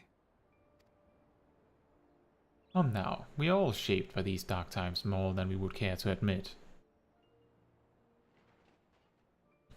I choose to believe that, had these men known peace and plenty, they would not have been consumed by mistrust and avarice. Victims of the Contra Memoria, then. Like so many others. But we will end it.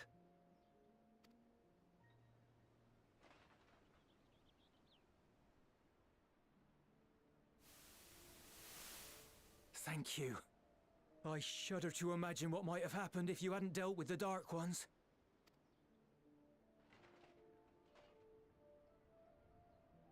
Who's that? Oh, her? She's like you, I hear. Hunts Memoriates taken by darkness. Well, well. A kindred spirit. Perhaps we will finally have a new comrade.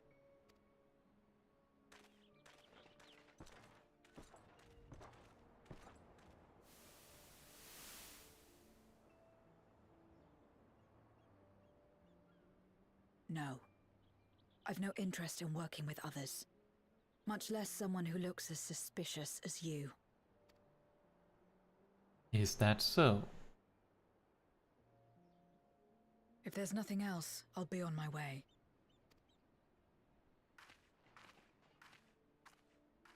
Even when we share the same goal, we can't overcome the mistrust. Such is the way of things, the wisdom of our era. Only a precious few Memoriates remain who cling to the light. Would that we could have won her over.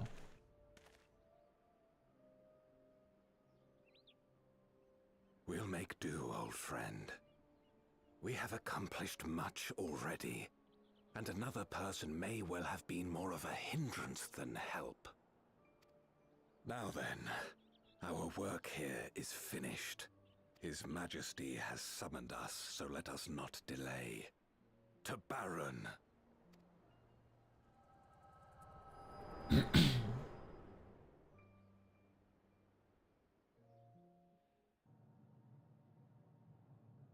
I'm guessing it's Durante's. Had another vision of the past, did you? Or... What? I was in it. So, just a guess. There is a possibility that it is because we were seeing it from Golbez's, presumably, perspective.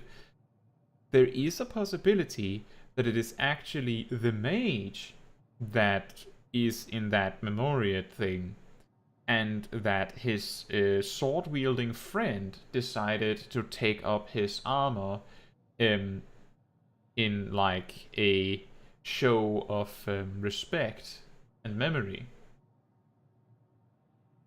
I do believe he still uses a big sword, so it kind of could go either way.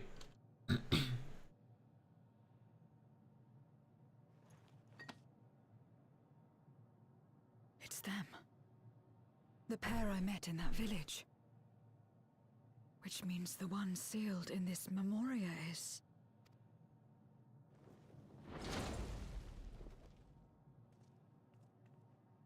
So, you have come.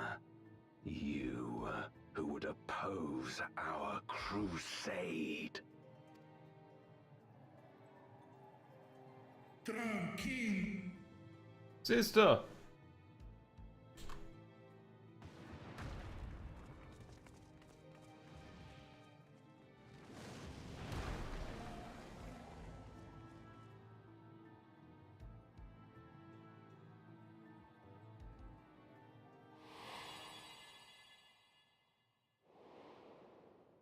Huh.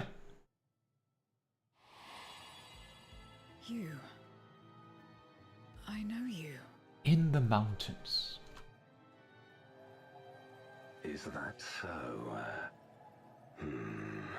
From the world before, I dare say. 'Tis impressive enough that you have managed to retain your mortal form, but to remember your past besides.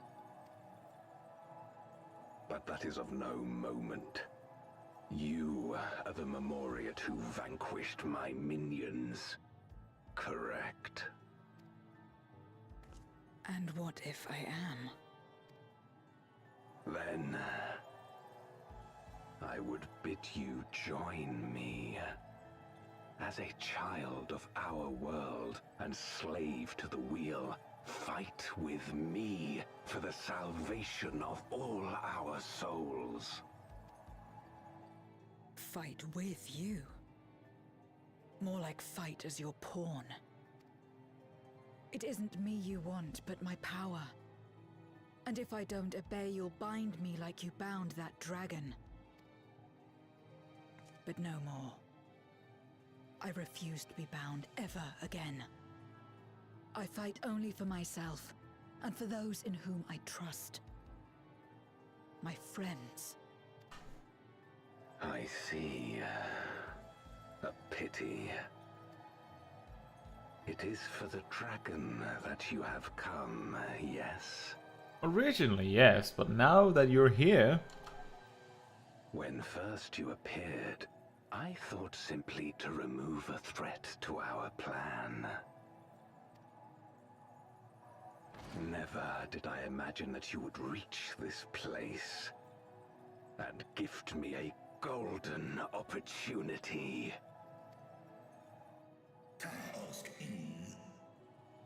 Speak plainly, jailer.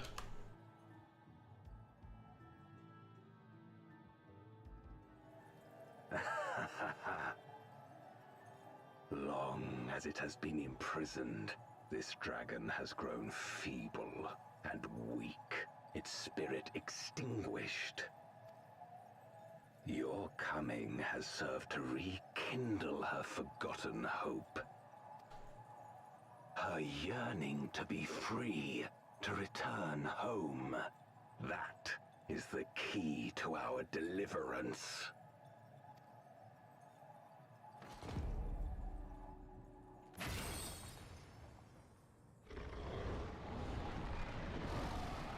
Uh-oh.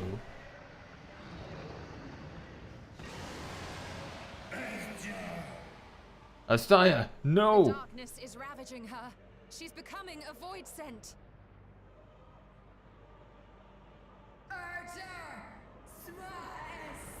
Vitra, thou must flee.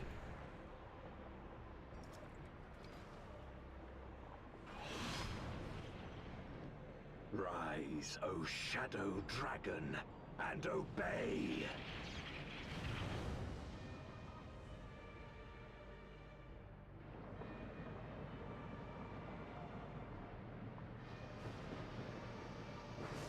No! She's gotten slimmer. She lost weight.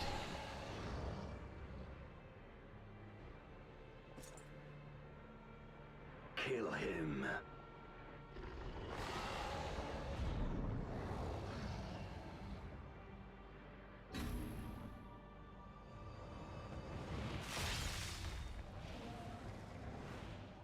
Cool spell.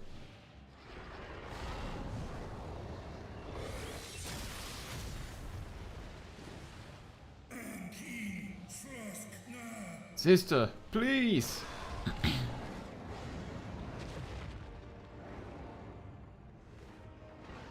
Damn you!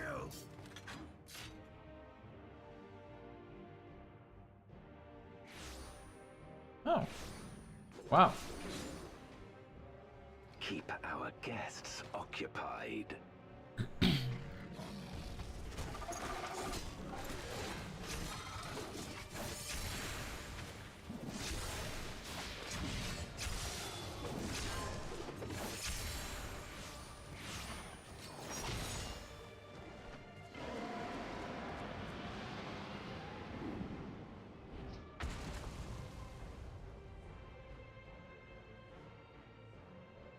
Save her.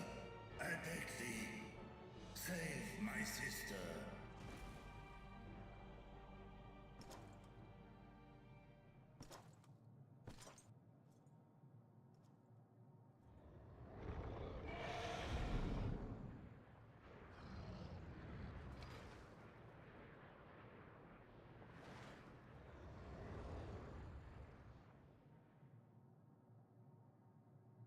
Before darkness swallowed the world, I fought tirelessly in a war without end. The experience taught me to discern the strong. That dragon and you.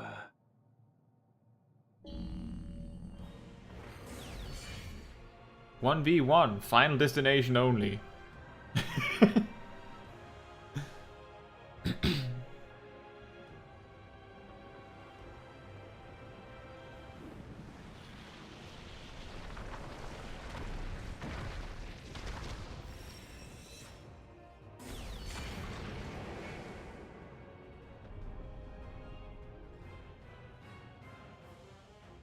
Come, face me.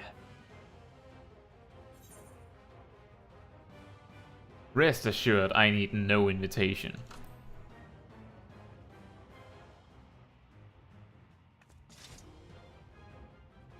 However, it's not going to be a 1v1. As you know, I have this.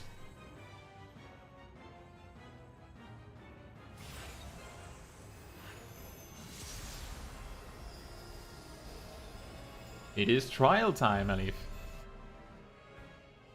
Accursed light. You, who have ever basked in its warmth, could never understand our envy, our agony. You will not deny us our release.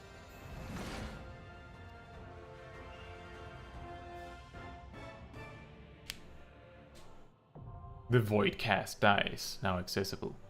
I'm pretty sure that Asdaya was like a little bit like one of the more dense dragons, and then she became a shadow dragon. I'm pretty sure she wasn't like a serpent dragon like that before the shadow dragon transformation, but maybe I saw wrong.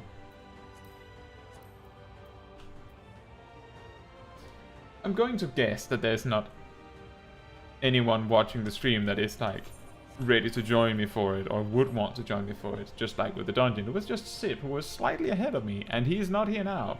So it is dungeon. It's trial time. Instantly too.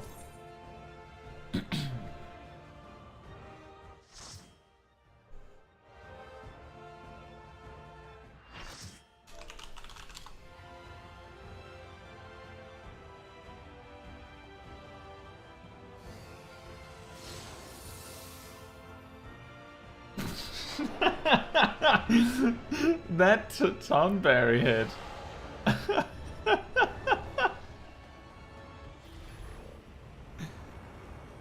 There's the sword. It looks strikingly similar, doesn't it?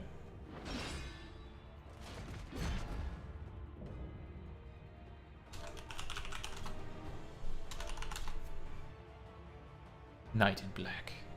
Golbez. Expect no mercy. To destroy you, I shall bring my all to bear. Come, warriors from beyond the rift. That is the Thordan pose.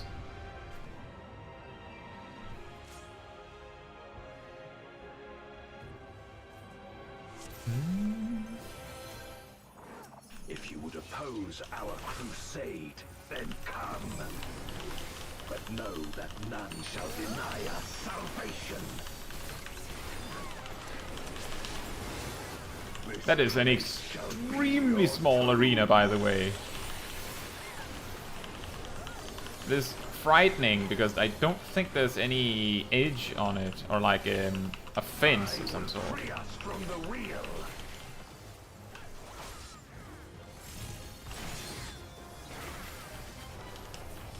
Big slash.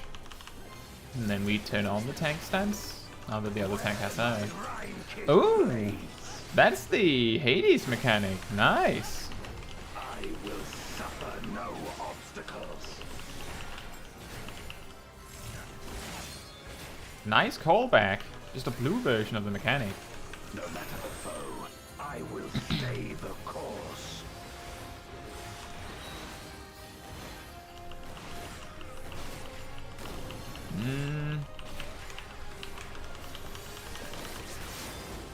Let lightning surge. I used some cooldowns in the. I used some things in the wrong order because I was focused on the boss mechanic.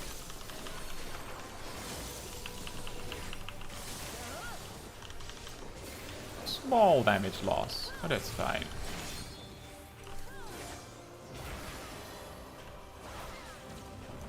Binding code.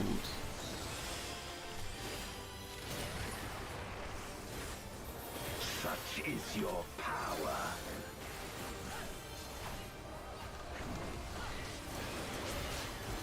Come forth, my servant of shadow. With abyssal dark and hero's blade, I bring my people liberation.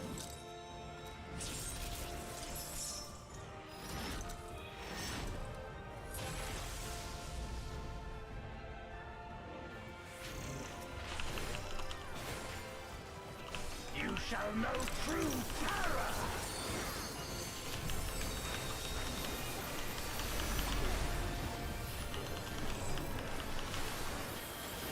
That was really weird. Like, I thought the cutscene would imply that there was like something we had to do about it. Very cool. Oh wait, is this happening again now?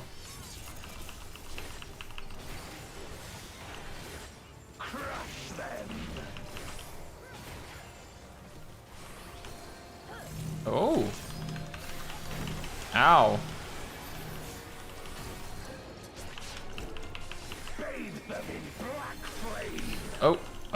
Oh, oh no, this is going to be really, really hard. My meteors will extinguish your light. Oh boy.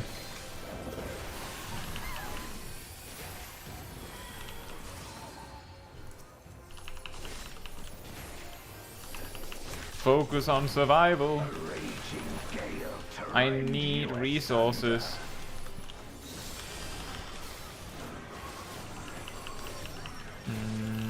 I'm going to be guessing that it's like... Okay, that is not what I had anticipated. I don't know how to dodge that. I expected it to play out differently. I didn't actually see that last image. Look to the heavens for your doom.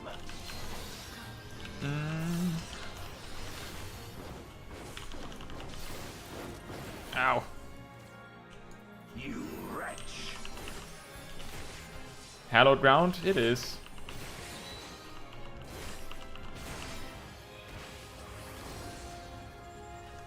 We just have to hold on for now. I'm delaying cooldowns to see if I can... I think this is a good time to use something.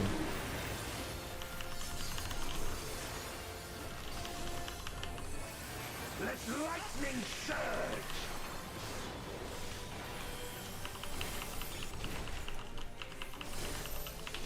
Oh, expedient. Oh, this is brutal. Are we surviving this? Nope, I have to escape that one. I was too close. I had to step out because I got the magic vulnerability from the first strike. Okay, now I can see it coming. Wait, when did that one spawn?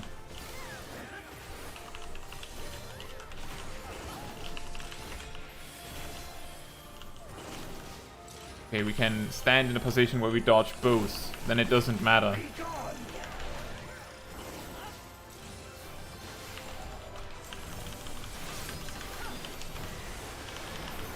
Ah, there's that circle AoE that comes after that I'm not entirely sure where it lands. Nope, apparently my Divine Might ran out in the last second. We need to protect the healer. Dragon, hear me and obey. I hope there's a rest coming soon, because we have one healer, and if that healer dies, it's over.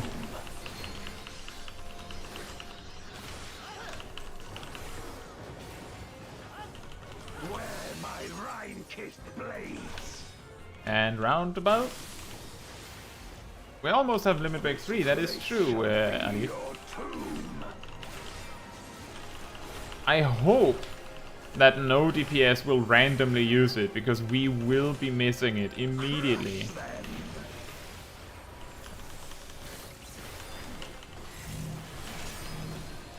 Okay, it's just a circle AoE under him that comes like as a surprise attack. This again.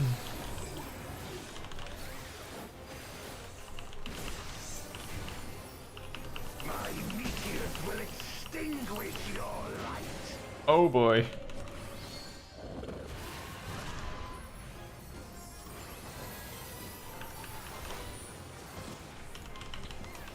I feel like the DPS we're bringing on the boss is also ground completely to a halt, because we keep having to deal with deaths.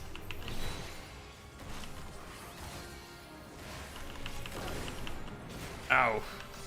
Wait, what? Oh, the Reaper was standing next to the tank, I think. Or was that? Were they already dead?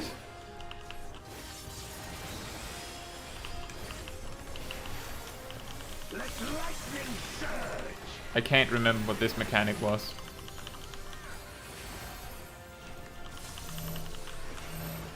Right, the double stack.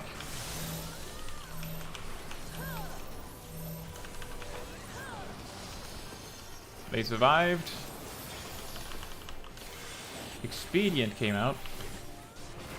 A raging gale to rend you asunder. I feel like we ran out of mechanics and he's just circling. Okay.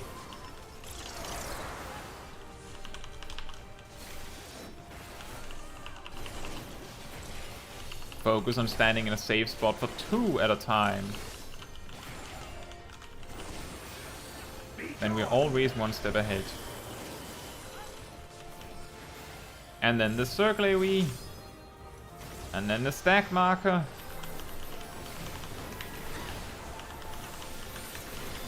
We have to hold on to our singular healer again.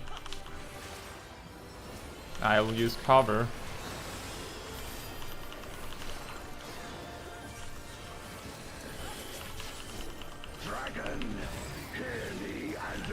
I have cooldowns to spare, so I will just use anything I can share.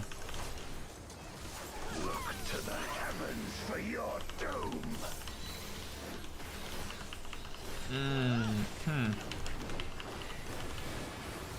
Where my Rhine-kissed blade. Alright, this side.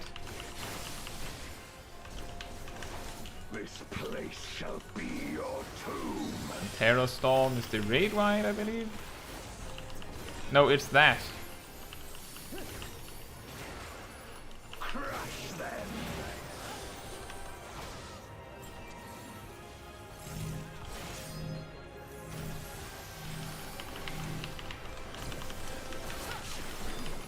Render unto me your all.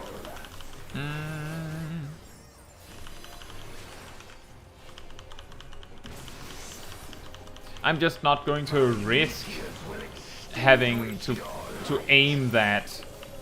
So I'll just use my knockback immunity. It happens to be available every single time that that mechanic happens to come around.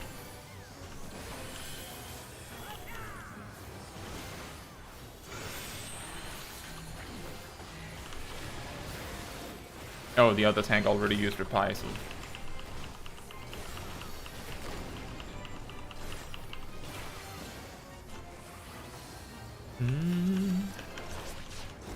Come forth, my servant of shadow. And what is the mechanic this time, eh? Let lightning surge. Right, the stack markers among a bunch of other things.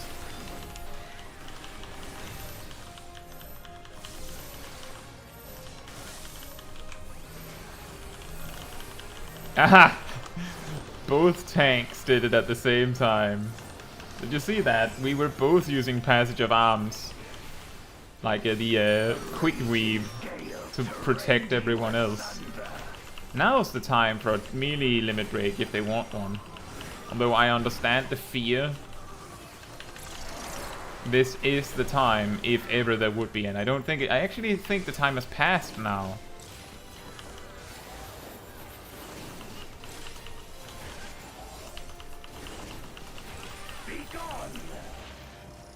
There we go. One try is all it takes. My power.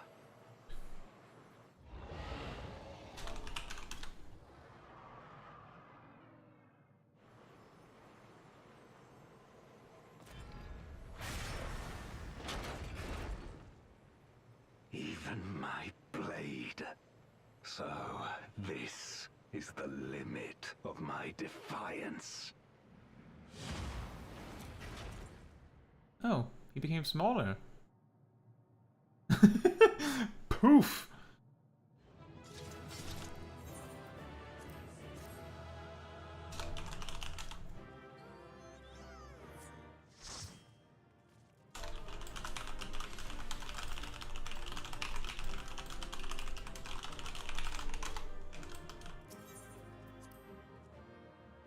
That was a really good fight. Awesome.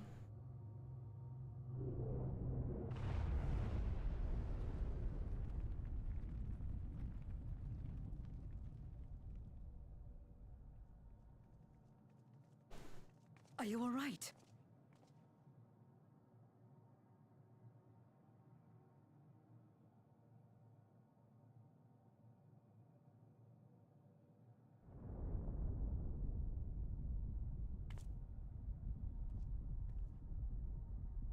What's happening?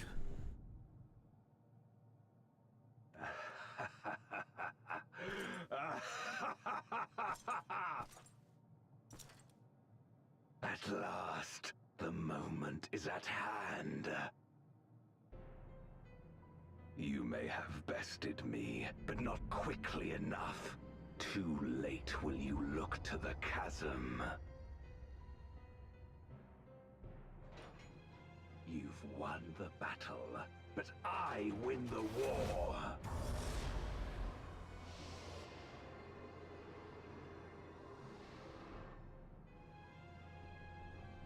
Stop this. I beg of thee, let her go. Darkness made manifest once abided in the depths of this abyss, until one day it dispersed in a haze of ether. In the absence of the great flow, that ether has nowhere to return. And so it has coalesced, giving rise to a mighty Voidsent. Now feast. Feast upon this dragon and its ardent longing for home with it. No!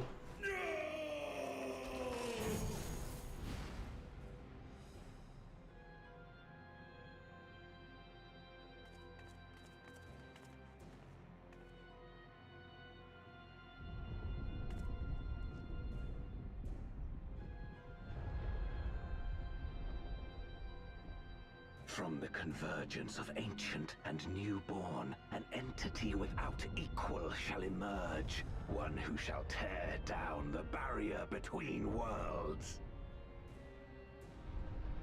Upon you, who shall deliver us from eternal damnation, I bestow the name of a hero of Eld.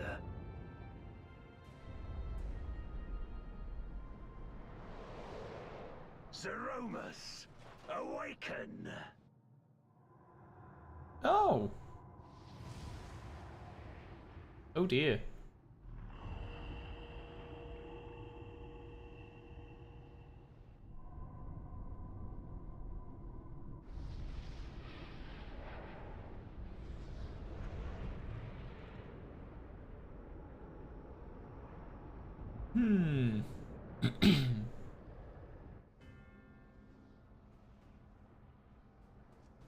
No matter how powerful, a Voidsent can be sealed in Memoria.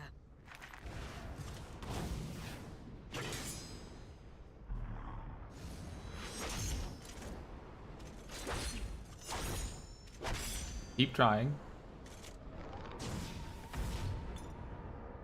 Mr. Portalhead is ready for you.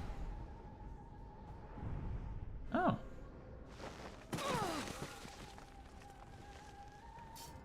Damn it. It's too strong. Wait, did it seal her scythe?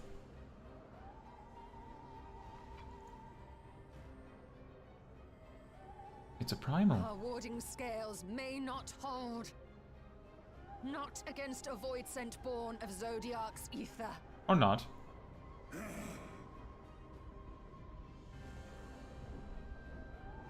We must retreat. Everyone to me.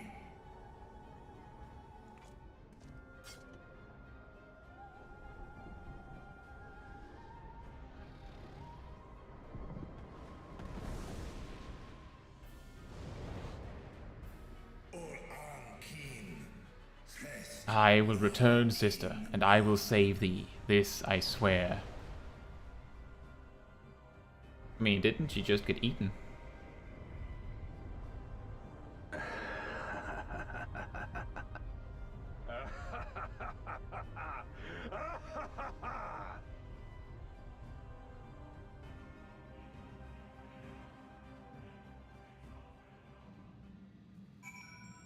At least a stack on both healers always scares me. Like, we need to spread and share the stack damage with them so they don't die and leave us with sweaty palms and fingers before we surrender ourselves. That is true. The scary thing about it is... Oh, there's some color-coordinated carbuncles. The scary part about that is that the healers can easily split. But as you have noticed in many of the times we had to do that stack marker there, it was quite random whether it was 3 and 5 or actually 4 and 4. 3 was sufficient, but it was like only the last time where both tanks split up so that we could share our defensive cooldowns with both teams like that and things like that. We made it back safely, at least. Oh boy. But there's more, there's still more.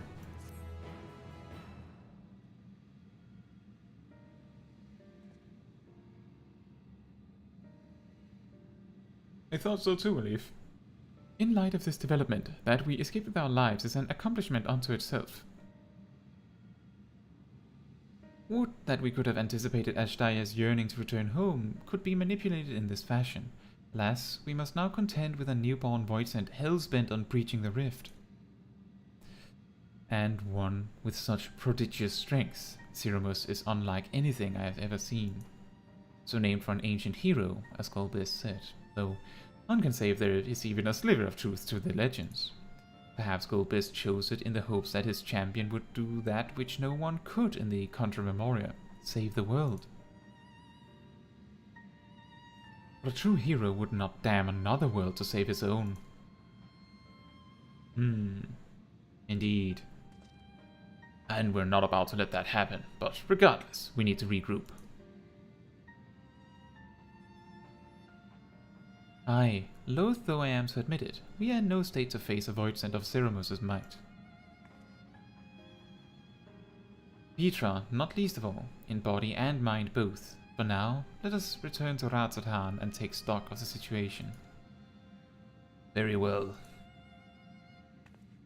Caetsu, might I trouble you to head to Best Ways Burrow and apprise Urianji of the situation?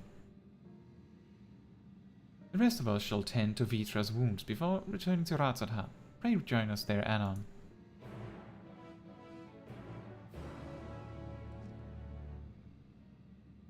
Well, if you were there, you were there with me in spirit. That counts. Counts for me. Counts for me. Sometimes on these streams, it doesn't happen like super often because most of the time it's content that I've already done, but for example in these solo streams that happen, people sometimes come up with ideas on what to do next, like in the middle of the fight, and I benefit from that, so I consider everyone watching as being there with me. Counts to me. Caetsu, thou art returned. I'm pleased to say it hath been blessedly uneventful in your absence. But more importantly, what of your mission in the void? Well, things have taken a turn for the worse. Heavens forfend that Ashtaya should be used to birth a dread voidsent born of Zodiac's residual ether. Although we could not have predicted this outcome, there is one small mercy: the voidsent containment seal.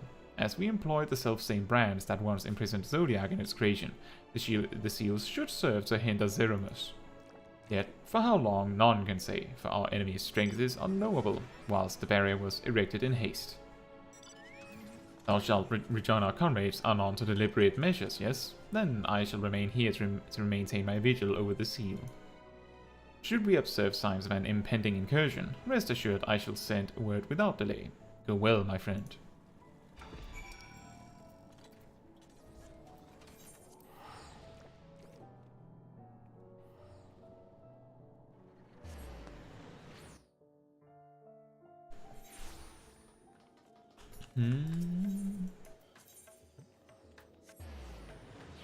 You've mostly used healer element break while in the Mother Crystal. I actually, not once, not a single time since I did it with NPCs have I gotten Mother Crystal.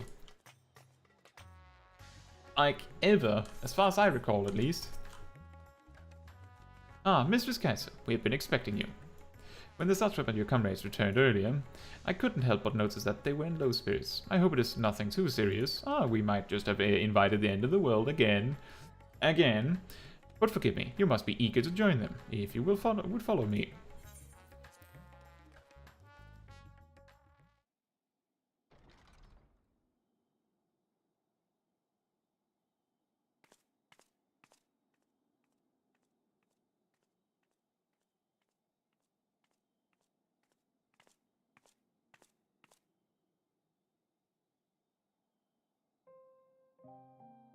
Oh.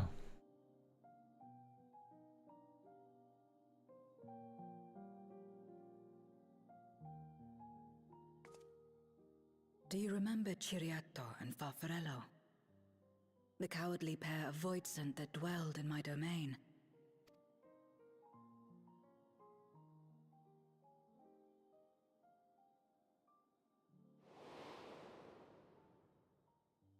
Ciriato devoured Farfarello, and in so doing he inherited an all-consuming fear of Barbariccia.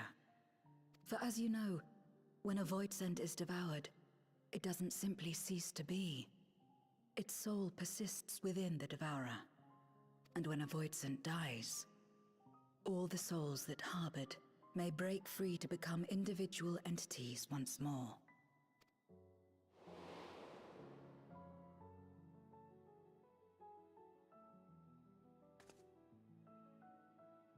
That is to say, by defeating Zeromus, we may yet save Ashdaya.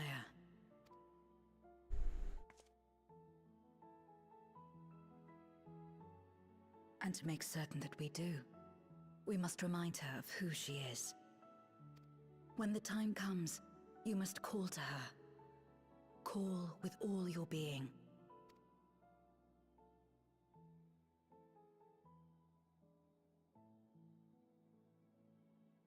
Thy words give me heart, Zero. Thou hast my gratitude.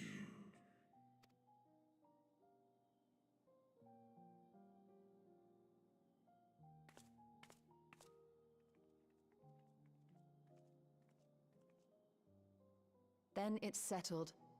Our objective is to defeat Zeromus. While it is unsettling that a Voidsent could be born of Zodiac's ether, its very nature may render it susceptible to the brands that once contained him. Did Urianger have aught to say? Something like that. I see. If the seal may not hold for long, then haste is paramount. Couldn't we just let it come to the source and strike it down here? That might not be a good idea. Doing so would consign Ashdaya's soul to the ethereal sea. Any attempt to ensure her survival demands that we deal with Zeromus in the 13th. I could barely go near it. Never mind land a blow. So thick was the shroud of darkness. How do you propose we fight such a foe? Simple. Against impenetrable darkness, we must wield resplendent light. And it just so happens, there is a world replete with light. First.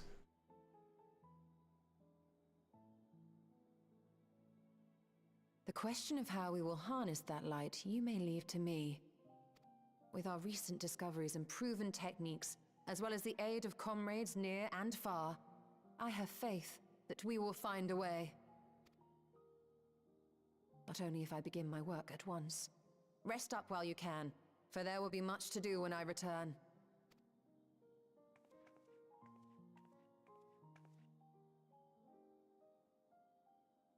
It wouldn't do to be idle while our esteemed sorceress labors tirelessly.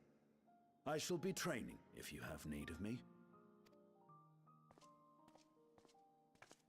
Wait.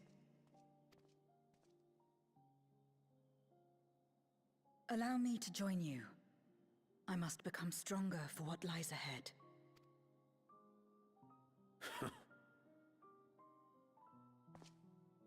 Fine by me.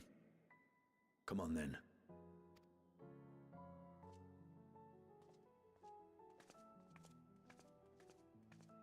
I shall not pass my time wallowing in despair. Using my vessel, I shall attend what preparations I may.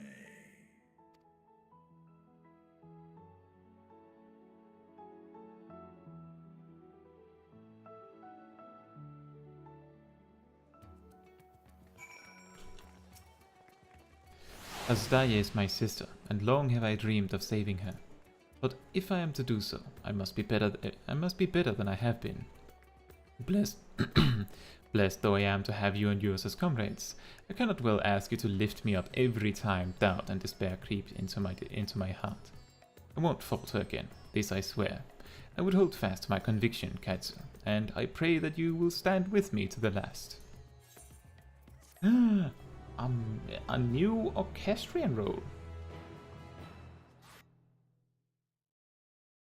Do we get a meanwhile?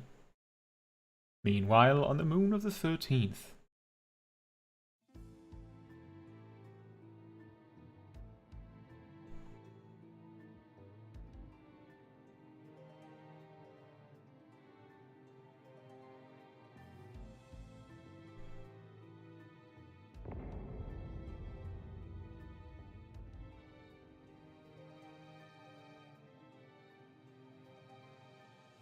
Zeromus is risen, but not yet at full strength. It will take time before the fiend is able to breach the veil. But what is another moment on this long journey I have endured?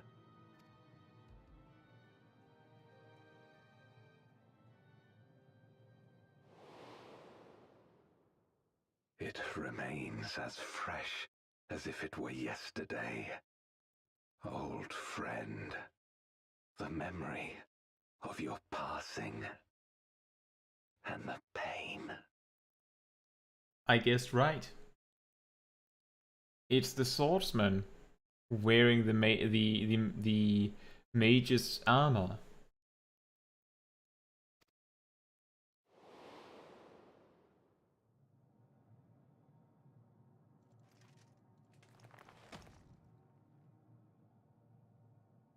As I promised you then, I promise you now. They shall sing of Golbez, the hero who shattered the wheel and brought salvation to the world.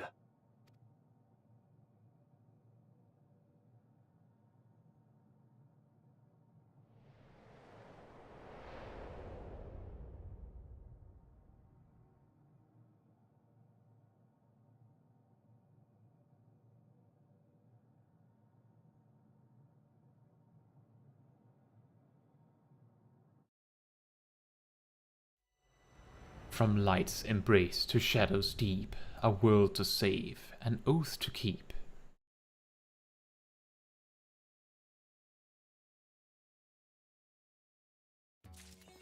That's it. We did the main quest. We got a new song.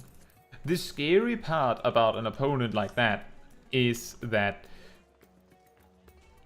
he has decided on his path. Hypothetically, if Golbez was alive, then he had some way to contact, I believe it's called Durante, he would be able to tell him something like, no, I don't want you to sacrifice another world to save our own. That is insane. Are you crazy? But because there's only the man trying to save the world left, and he kinda already promised, he will not back down for any reason.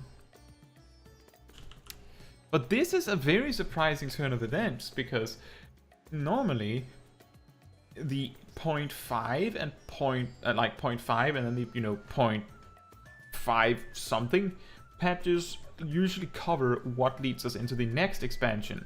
So either Zeromus is the big bad guy of the next expansion, and that's maybe a little bit much, isn't it? I don't know, I feel like we were this close to finishing this story. So I think it would be a little strange if that's what they're going for. So that means either we're really quickly finishing this up, or that is actually what we're doing in the next expansion, which would be surprising. Very surprising. Now,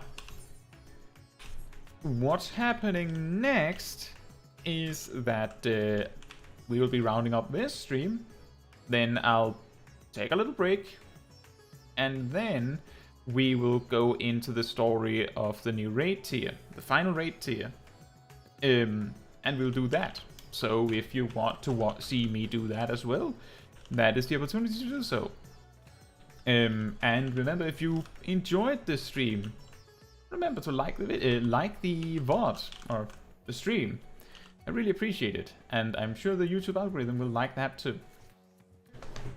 I will probably put out like a reminder shortly before we actually start the next stream. And yes, still today, the raid story, what we're doing next. And that will be the last thing we'll do. Hopefully it'll not be much more than 3 hours. Then I'm going to be very, very tired if it's more than that. But yeah, that is the plan. Get all the stuff done so that it's done and dusted. I hadn't expected this story part to take this long. Yeah, 4 hours is very surprising to me. Now, for those that are not tuning in for the raid stream, thank you for watching along. And if you are joining for the raid stream, I'll see you in a bit. Wouldn't surprise me if Alif is going to bed after this. So if you are, good night. If you're not, I'll see you in a bit. And that's it. See you very soon.